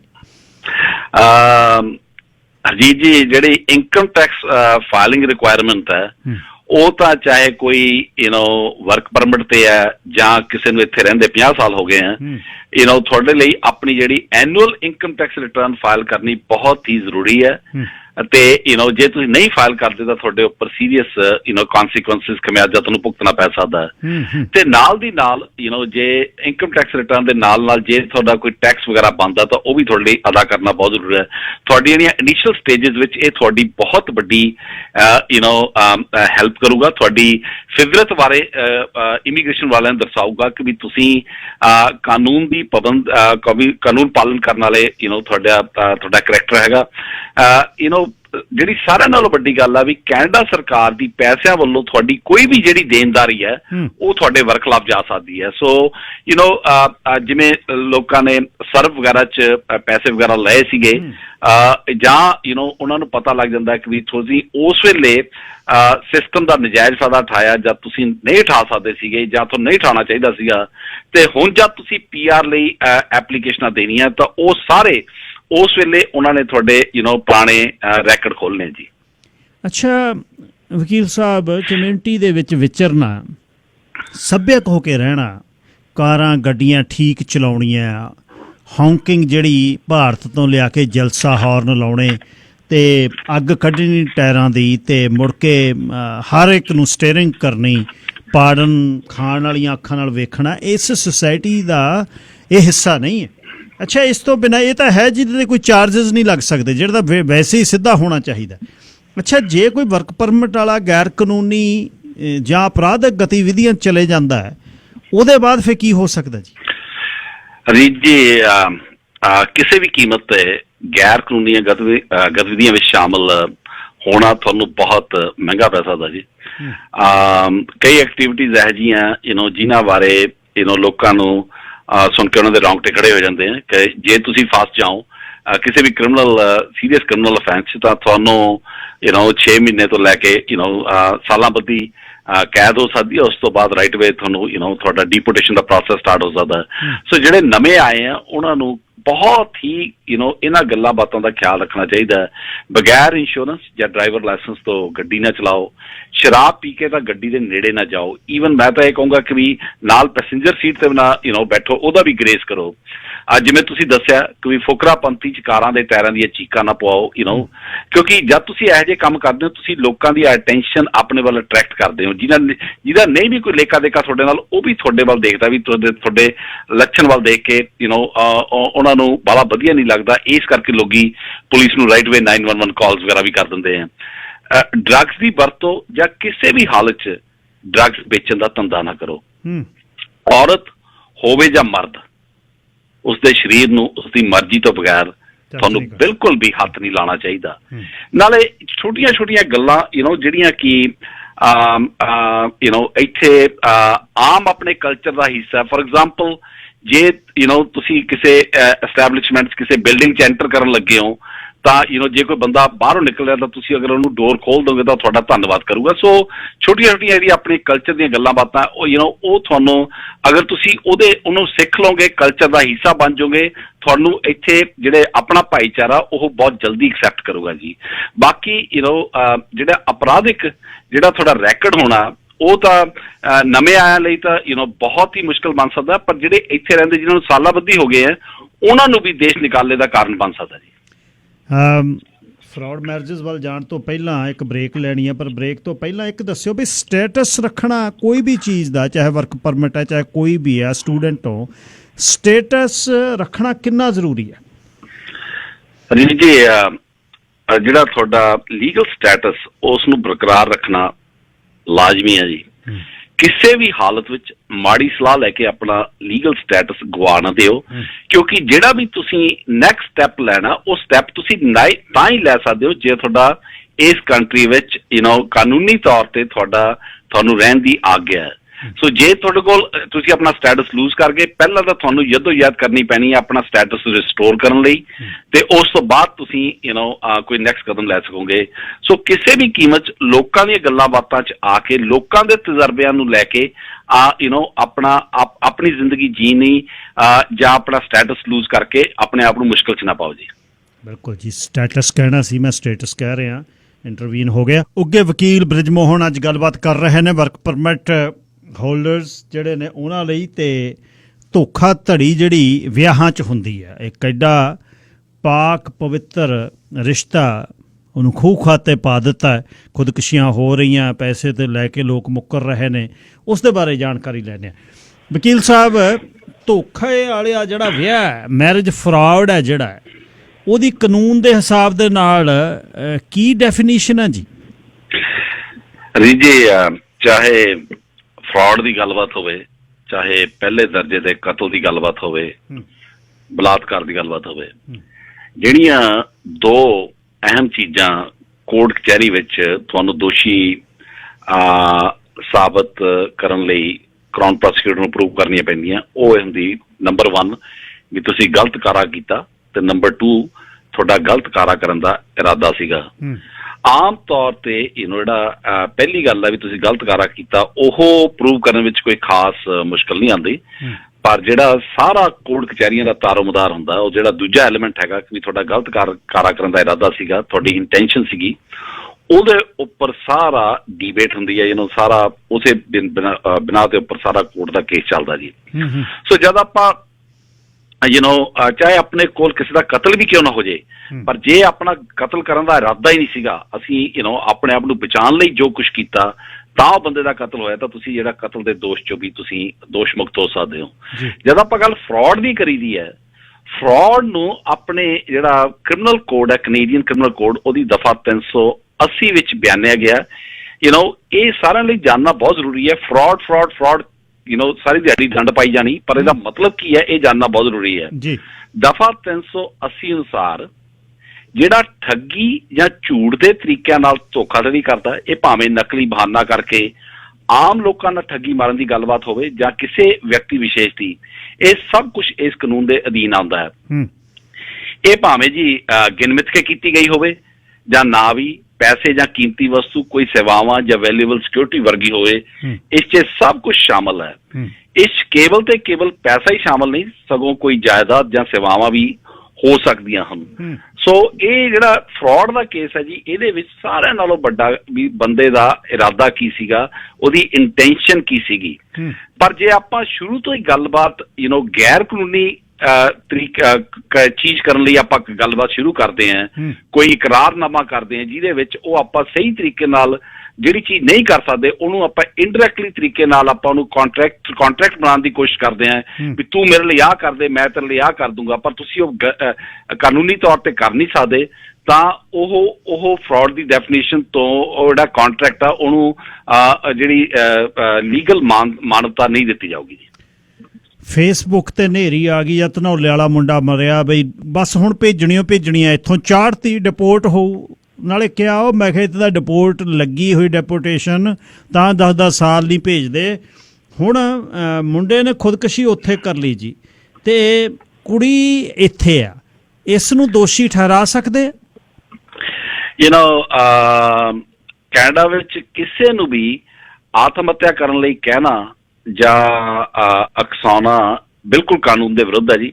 ਕਿਸੇ ਦੀ ਆਤਮ ਹੱਤਿਆ ਕਰਨ ਵਿੱਚ ਸਹਾਇਤਾ ਕਰਨਾ ਵੀ ਗੈਰ ਕਾਨੂੰਨੀ ਹੈ, ਐਕਸੈਪਟ ਜਿਹੜੀ ਅਸਿਸਟਡ ਡੈਥ ਹੁੰਦੀ, ਜਿਹੜੀ ਡਾਕਟਰਾਂ ਨੂੰ ਡਾਕਟਰ ਕਰ ਸਕਦੇ ਆ ਜੀ। ਇਹ ਵੀ ਮੈਂ ਤੁਹਾਡੇ ਪ੍ਰੋਗਰਾਮ ਤੇ ਪਹਿਲਾਂ ਕਵਰ ਕਰ ਚੁੱਕੇ ਆਪਾਂ। ਪਰ ਜੇ ਕੋਈ ਇਨਸਾਨ ਇੰਨਾ ਪਰੇਸ਼ਾਨ ਹੋ ਜਾਂਦਾ ਕਿਉਂਕਿ ਤੁਸੀਂ ਉਹਨਾਂ ਨਾਲ ਕੋਈ ਧੋਖਾਧੜੀ ਕੀਤੀ ਹੁੰਦੀ ਹੈ, ਤਾਂ ਉਹ ਤੁਹਾਤੋਂ ਦੁਖੀ ਆ ਕੇ ਜਦ ਕੋਈ ਖੁਦਕੁਸ਼ੀ ਕਰ ਲੈਂਦਾ, ਤਾਂ ਤੁਸੀਂ ਕੋਈ ਅਪਰਾਧਿਕ ਕਾਨੂੰਨ ਭੰਗ ਨਹੀਂ ਕੀਤਾ ਹੁੰਦਾ। ਜੇ ਤੁਹਾਡੀਆਂ ਕਿਸੇ ਗਤੀਵਿਧੀਆਂ ਤੋਂ ਕੋਈ ਦੁਖੀ ਆ ਕੇ ਕਰਦਾ ਜੀ, ਇੱਥੋਂ ਤੱਕ ਕਿ ਵਿਆਹ ਜਾਂ ਇਕਰਾਰਨਾਮੇ ਦੇ ਕਾਨੂੰਨ ਤਹਿਤ ਵੀ ਇਹ ਜਿਹੜੀ ਲੜਕੀ ਦਾ ਰੌਲਾ ਪੈ ਰਿਹਾ ਵੀ ਇਹਨੂੰ ਡਿਪੋਰਟ ਕਰਨਾ ਚਾਹੀਦਾ, ਮੇਰਾ ਨਹੀਂ ਖਿਆਲ ਕਿ ਵੀ ਕਾਨੂੰਨ ਦੀਆਂ ਨਜ਼ਰਾਂ 'ਚ ਇਹਨੂੰ ਟੱਚ ਵੀ ਕੀਤਾ ਜਾ ਸਕਦਾ। ਹਾਂ, ਆਪਣੀਆਂ ਜਿਹੜੀਆਂ ਭਾਵਨਾਵਾਂ ਹੈਗੀਆਂ ਉਹਨਾਂ ਦਾ ਜਿਹੜਾ ਮਿਆਰ ਆ ਉਹ ਡਿਫਰੈਂਟ ਹੈ। ਮੋਰਲੀ ਜੇ ਆਪਾਂ ਨੈਤਿਕ ਤੌਰ ਤੇ ਗੱਲਬਾਤ ਦੇਖੀਏ ਤਾਂ ਡੈਫੀਨੇਟਲੀ ਕਿਸੇ ਦਾ ਵੀ ਦਿਲ ਦਿਖਾਉਣਾ ਕੋਈ ਚੰਗੀ ਗੱਲ ਨਹੀਂ, ਕਿਉਂਕਿ ਜਿਵੇਂ ਗੋਰੇ ਕਹਿੰਦੇ ਆ ਵਟ ਗੋਜ਼ ਅਰਾਊਂਡ ਕਮਜ਼ ਅਰਾਊਂਡ, ਠੀਕ ਹੈ। ਪਰ ਨੈਤਿਕ ਤੌਰ ਤੇ ਕਿਸੇ ਨਾਲ ਗਲਤ ਗੱਲ ਕਰਨੀ ਜਾਂ ਕਾਨੂੰਨ ਭੰਗ ਕਰਨਾ, ਇਹਦੇ ਵਿੱਚ ਜ਼ਮੀਨ ਅਸਮਾਨ ਦਾ ਫਰਕ ਹੈ। ਉਸ ਲੜਕੇ ਦੇ ਪਰਿਵਾਰ ਨੇ ਤਾਂ ਉਸ ਤੇ ਭਰੋਸਾ ਕੀਤਾ, ਪਰ ਭਰੋਸਾ ਜਿਹੜਾ ਤੋੜਨਾ, ਜਿਵੇਂ ਮੈਂ ਤੁਹਾਨੂੰ ਦੱਸਿਆ ਵੀ ਨੈਤਿਕ ਤੌਰ ਤੇ ਤਾਂ ਗਲਤ ਹੈ, ਪਰ ਅਪਰਾਧਿਕ ਜੁਰਮ ਨਹੀਂ ਹੈਗਾ ਜੀ। ਆਪਾਂ ਸਪੈਸ਼ਲੀ ਅਜੀਤ ਜੀ, ਮੈਂ ਇੱਕ ਗੱਲ ਕਲੀਅਰ ਕਰਨੀ ਚਾਹੁੰਦਾ ਕਿ ਆਪਾਂ ਗੱਲਬਾਤ ਸਿਰਫ ਕ੍ਰਿਮੀਨਲ ਲਾਅ ਦੇ ਹੇਠ ਕਰ ਰਹੇ ਹਾਂ। ਬਿਲਕੁਲ ਠੀਕ ਹੈ, ਕਾਨੂੰਨ ਕੀ ਕਹਿੰਦਾ ਇਹਦੀ ਉਹ ਗੱਲ ਕਰ ਰਹੇ। ਅੱਛਾ ਵਕੀਲ ਸਾਹਿਬ, ਇੱਕ ਦੱਸਿਓ, ਵਿਆਹ ਹੋ ਗਿਆ, ਸੋਨੇ 'ਚ ਮੜਤਾ ਹੈ ਬੰਦੇ ਨੇ ਜਾਂ ਇਸਤਰੀ ਨੇ ਬੰਦੇ ਨੇ ਇਸਤਰੀ ਦਾ, ਕਿੰਨਾ ਕੁਛ ਕਰਨ ਤੋਂ ਬਾਅਦ ਵੀ ਜੇ ਦੋਨਾਂ 'ਚੋਂ ਕੋਈ ਇੱਥੇ ਆ ਗਿਆ ਆਪਣਾ ਮਨ ਬਦਲ ਦੇਵੇ, ਮੈਂ ਨਹੀਂ ਵੀ ਸਪਾਂਸਰ ਕਰਨਾ, ਉਹਦੇ 'ਚ ਕੁਛ ਹੋ ਸਕਦਾ? ਆਪਾਂ ਤਾਂ ਸਿਰਫ ਕੈਨੇਡਾ ਦੇ ਕਾਨੂੰਨ ਬਾਰੇ ਗੱਲਬਾਤ ਕਰ ਸਕਦੇ ਹਾਂ, ਭਾਰਤ ਬਾਰੇ ਬਿਲਕੁਲ ਨਹੀਂ। ਕੈਨੇਡਾ ਵਿੱਚ ਤੁਸੀਂ ਕਿਸੇ ਵੀ ਗੈਰ ਕਾਨੂੰਨੀ ਕੰਮ ਲਈ ਇਕਰਾਰਨਾਮਾ ਨਹੀਂ ਕਰ ਸਕਦੇ। ਜਿਵੇਂ ਮੈਂ ਤੁਹਾਨੂੰ ਦੱਸ ਚੁੱਕਿਆ, ਇਹ ਲਾਗੂ ਨਹੀਂ ਹੋ ਸਕਦਾ, ਇਸ ਲਈ ਇਹ ਜਿਹੜਾ ਇਕਰਾਰਨਾਮਾ ਇਹਦੀ ਲੀਗੈਲਿਟੀ ਨਹੀਂ ਹੈ। ਇਸ ਕੇਸ ਵਿੱਚ ਮੁੰਡੇ ਦਾ ਪਰਿਵਾਰ ਉਹਦੇ ਉੱਪਰ ਭਾਰਤ ਵਿੱਚ ਇੰਡੀਅਨ ਕਾਨੂੰਨ ਦੇ ਮੁਤਾਬਿਕ ਜੋ ਕਰਨਾ ਚਾਹਵੇ ਉਹਦੀ ਜ਼ਰੂਰ ਕੋਸ਼ਿਸ਼ ਕਰ ਸਕਦੇ ਹਾਂ। ਕਿਸੇ ਨੂੰ ਤੁਹਾਡੇ ਨਾਲ ਵਿਆਹ ਕਰਵਾਉਣ ਲਈ ਪੈਸਾ ਦੇਣਾ, ਪ੍ਰਬੰਧ ਕੀਤੇ ਵਿਆਹ ਜਿਹਨੂੰ ਆਪਾਂ ਅਰੇਂਜ ਮੈਰਿਜਸ ਆਖੀਦਾ, ਦਾ ਹਿੱਸਾ ਹੋ ਸਕਦਾ ਜਾਂ ਨਹੀਂ ਹੋ ਸਕਦਾ, ਪਰ ਕੈਨੇਡੀਅਨ ਕੋਰਟਸ ਇਸ ਨੂੰ ਸਵੀਕਾਰ ਨਹੀਂ ਕਰਨਗੀਆਂ। ਹੁਣ ਉਦਾਹਰਨ ਵੱਲੋਂ, ਜੇ ਕੋਈ ਮੁੰਡਾ ਇੱਥੇ ਆਉਣਾ ਚਾਹਵੇ, ਕੈਨੇਡਾ ਆਉਣਾ ਚਾਹਵੇ, ਤੇ ਕੁੜੀ ਨੂੰ ਕਵੇ ਵੀ ਤੇਰੇ ਕੋਲ ਤੂੰ ਆਇਲਟ ਵਗੈਰਾ ਦਾ ਤੇਰੇ ਕੋਲ ਸਾਰੇ ਰਿਕੁਆਇਰਮੈਂਟਸ ਪੂਰੀਆਂ ਹੋ ਗਈਆਂ, ਤੂੰ ਚਲੀ ਜਾ ਤੇ ਉਸ ਤੋਂ ਬਾਅਦ ਚ ਤੂੰ ਤੇਰਾ ਸਾਰਾ ਖਰਚ ਮੈਂ ਪੇ ਕਰ ਦਿੰਦਾ, $1-2 ਲੱਖ ਜੋ ਵੀ ਹੈਗਾ, ਤੂੰ ਉੱਥੇ ਜਾ ਕੇ ਤੂੰ ਮੈਨੂੰ ਵਿਆਹ ਕਰਵਾ ਕੇ ਬੁਲਾ ਲੈਣਾ, ਤੇ ਮੇਰਾ ਮੇਨ ਮਕਸਦ ਸਿਰਫ ਕੈਨੇਡਾ ਪਹੁੰਚਣਾ ਹੈ, ਆਪਣਾ ਜਿਹੜਾ ਵਿਆਹ ਉਹ ਸਹੀ ਵਿਆਹ ਨਹੀਂ ਹੋਊਗਾ। ਤੁਹਾਡਾ ਕੀ ਖਿਆਲ ਹੈ ਕਿ ਵੀ ਉਹ ਕੈਨੇਡੀਅਨ ਕੋਰਟਸ ਇਹੋ ਜਿਹੇ ਇਕਰਾਰਨਾਮੇ ਨੂੰ ਕੋਈ ਮਹੱਤਵਤਾ ਦੇਣਗੀਆਂ? ਬਿਲਕੁਲ ਨਹੀਂ, ਕਿਉਂਕਿ ਉਹ ਮੁੰਡਾ ਪਹਿਲੇ ਸਿਰ ਤੇ ਹੀ ਉਹ ਇਲੀਗਲ ਕੰਮ ਲਈ ਉਸ ਕੁੜੀ ਨੂੰ ਕਰਨ ਨੂੰ ਕਹਿ ਰਿਹਾ। ਸੋ ਜੇ ਉਹ ਸਿੱਧੇ ਤਰੀਕੇ ਨਾਲ ਨਹੀਂ ਇੱਥੇ ਆ ਸਕਦਾ ਤਾਂ ਉਹ ਪੁੱਠੇ ਤਰੀਕੇ ਵਰਤ ਕੇ ਵੀ ਜੇ ਇੱਥੇ ਆਉਣਾ ਚਾਹੂਗਾ ਤਾਂ ਉਹ ਜਿਹੜਾ ਉਹ ਆਪਣੇ ਇਕਰਾਰਨਾਮਾ ਜਾਂ ਜੋ ਵੀ ਉਹ ਕਹਿੰਦਾ ਮੇਰੇ ਨਾਲ ਧੋਖਾ ਕੀਤਾ ਉਹਦੇ ਬਿਨਾਂ ਤੇ ਆ ਨਹੀਂ ਸਕਦਾ ਜੀ। ਸੋ ਜੇ ਕੋਈ ਮਨ ਬਦਲ ਲਵੇ ਤਾਂ ਕੁਝ ਨਹੀਂ ਹੋ ਸਕਦਾ? ਬਿਲਕੁਲ ਨਹੀਂ ਹੋ ਸਕਦਾ ਜੀ। ਹਰ ਇੱਕ ਇਨਸਾਨ ਨੂੰ ਜੇ ਕੋਈ ਵਿਆਹਤਾ ਔਰਤ ਆਪਣਾ ਮਨ ਬਦਲਣਾ ਚਾਹਵੇ ਜਦ ਮਰਜ਼ੀ ਬਦਲ ਸਕਦੀ ਹੈ। ਜੇ ਤੁਹਾਡਾ ਹੁਣੇ ਵਿਆਹ ਹੋਇਆ ਅਤੇ ਚਾਹੇ ਤੁਹਾਡੇ ਜਿਵੇਂ ਮੈਂ ਕਈ ਵਾਰ ਕਹਿ ਚੁੱਕਿਆ ਵੀ ਚਾਹੇ ਤੁਹਾਡੇ ਸਹੁਰੇ ਪਰਿਵਾਰ ਨੇ ਤੁਹਾਡੇ ਝੋਲੀ ਵਿੱਚ $1,00,000 ਸਗਨ ਹੀ ਕਿਉਂ ਨਹੀਂ ਪਾਇਆ, ਤੁਹਾਨੂੰ ਸੋਨਿਆਂ ਨਾਲ ਮੜ ਕਿਉਂ ਨਹੀਂ ਦਿੱਤਾ, ਜਾਂ ਤੁਹਾਡੇ ਵਿਆਹ ਨੂੰ 37 ਵਰ੍ਹੇ ਹੋ ਗਏ, ਜੇ ਤੁਸੀਂ ਆਪਣੀ ਪਤਨੀ ਨਾਲ ਸਰੀਰਕ ਸੰਬੰਧ ਬਣਾਉਣ ਦੇ ਵਿਚਕਾਰ ਹੋ, ਉਹ ਕਿਸੇ ਵੀ ਸਮੇਂ ਆਪਣਾ ਮਨ ਬਦਲ ਸਕਦੀ ਹੈ ਅਤੇ ਤੁਸੀਂ ਇਸ ਬਾਰੇ ਕੁਝ ਵੀ ਨਹੀਂ ਕਰ ਸਕਦੇ। ਆਪਣੀ ਜਿਹੜੀ supreme court of Canada Ottawa 'ਚ ਹੈ ਜੀ, ਜਿਹੜੀ ਸਾਰੇ ਦੇਸ਼ ਵਿੱਚ ਕਾਨੂੰਨ ਲਾਗੂ ਕਰਦੇ ਹੈ, ਉਹਨਾਂ ਦਾ ਇਹ ਕਹਿਣਾ ਕਿ ਵੀ ਔਰਤ ਔਰ ਮਰਦ ਬਿਲਕੁਲ ਸਮਾਨ ਹੈ।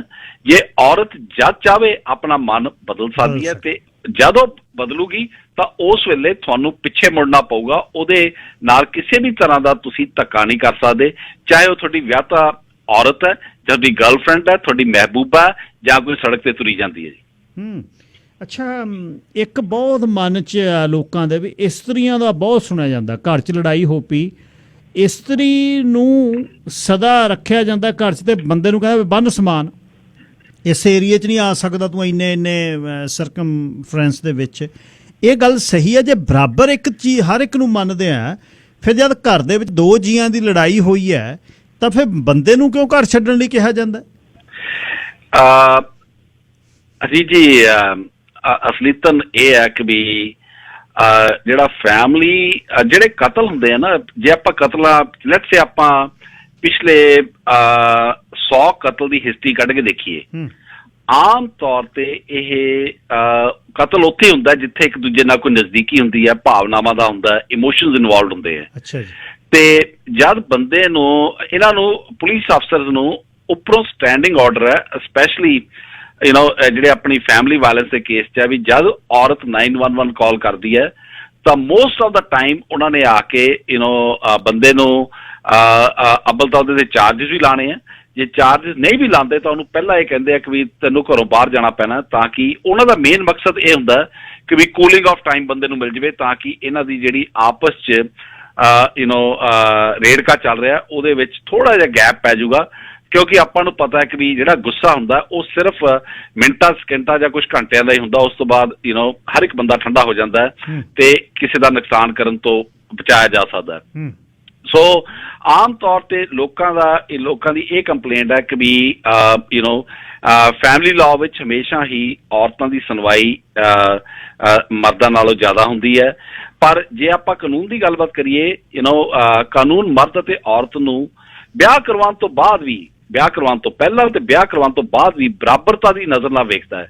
ਇਹ ਕੋਈ ਮਾਇਨੇ ਨਹੀਂ ਰੱਖਦਾ ਵੀ ਆਦਮੀ ਕੌਣ ਹੈ ਤੇ ਔਰਤ ਕੌਣ ਹੈ। ਦਰਅਸਲ 'ਚ ਪਿਛੋਕੜ 'ਚ ਅਦਾਲਤਾਂ 'ਚ ਜਦ 6 ਸਾਲ ਤੋਂ ਘੱਟ ਬੱਚੇ ਦੇ ਉਹਦੀ ਕਸਟਡੀ ਦੀ ਗੱਲਬਾਤ ਹੁੰਦੀ ਸੀ ਤਾਂ ਅਜੀਤ ਜੀ ਥੋੜੇ ਚਿਰ ਪਹਿਲਾਂ ਦੀ ਗੱਲ ਹੈ, 5-6 ਸਾਲ ਪਹਿਲਾਂ ਦੀਆਂ, ਕੋਰਟ ਕਚਹਿਰੀਆਂ ਆਮ ਤੌਰ ਤੇ ਮਦਰਸ ਨੂੰ ਉਹਦਾ ਕਸਟਡੀ ਦੇ ਦਿੰਦੀਆਂ ਸੀਗੀਆਂ ਆਟੋਮੈਟਿਕਲੀ, ਹੈ ਨਾ।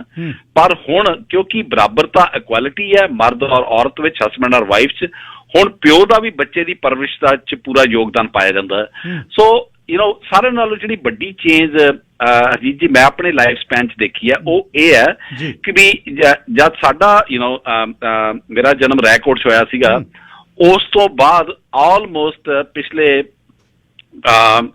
20 ਸਾਲ ਤਾਈਂ ਆਪਣਾ ਜਿਹੜੀ ਮਰਦ ਪ੍ਰਧਾਨ ਸੁਸਾਇਟੀ ਸੀ ਉਹਨਾਂ ਨੇ ਕਿਸੇ ਨੂੰ ਖੰਘਣ ਨਹੀਂ ਦਿੱਤਾ। ਪਰ ਹੁਣ ਕਿਉਂਕਿ ਔਰਤਾਂ ਵੀ ਪੜ੍ਹ ਲਿਖ ਕੇ ਬਹੁਤ ਤਰੱਕੀ ਕਰ ਗਈਆਂ, ਮਰਦਾਂ ਦੇ ਬਰਾਬਰ ਜਾਂ ਉਹਨਾਂ ਤੋਂ ਵੀ ਵੱਧ ਪੜ੍ਹ ਗਈਆਂ, ਕਮਾਈ ਵੱਲੋਂ ਵੀ ਉਹਨਾਂ ਨੇ ਤੈਅ ਲਾਤੀ, ਮਰਦਾਂ ਨਾਲੋਂ ਵੱਧ ਕਮਾ ਰਹੀਆਂ। ਸੋ ਹੁਣ ਇਕੁਐਲਿਟੀ ਦਾ ਜ਼ਮਾਨਾ, ਹੁਣ ਦਿਨ ਬਰ ਦਿਨ ਜਿਹੜੀ ਮਰਦ ਪ੍ਰਧਾਨ ਸੁਸਾਇਟੀ ਆ ਉਹਦਾ ਅੰਤ ਹੋ ਰਿਹਾ ਜਾਂ ਹੋ ਜਾਣਾ।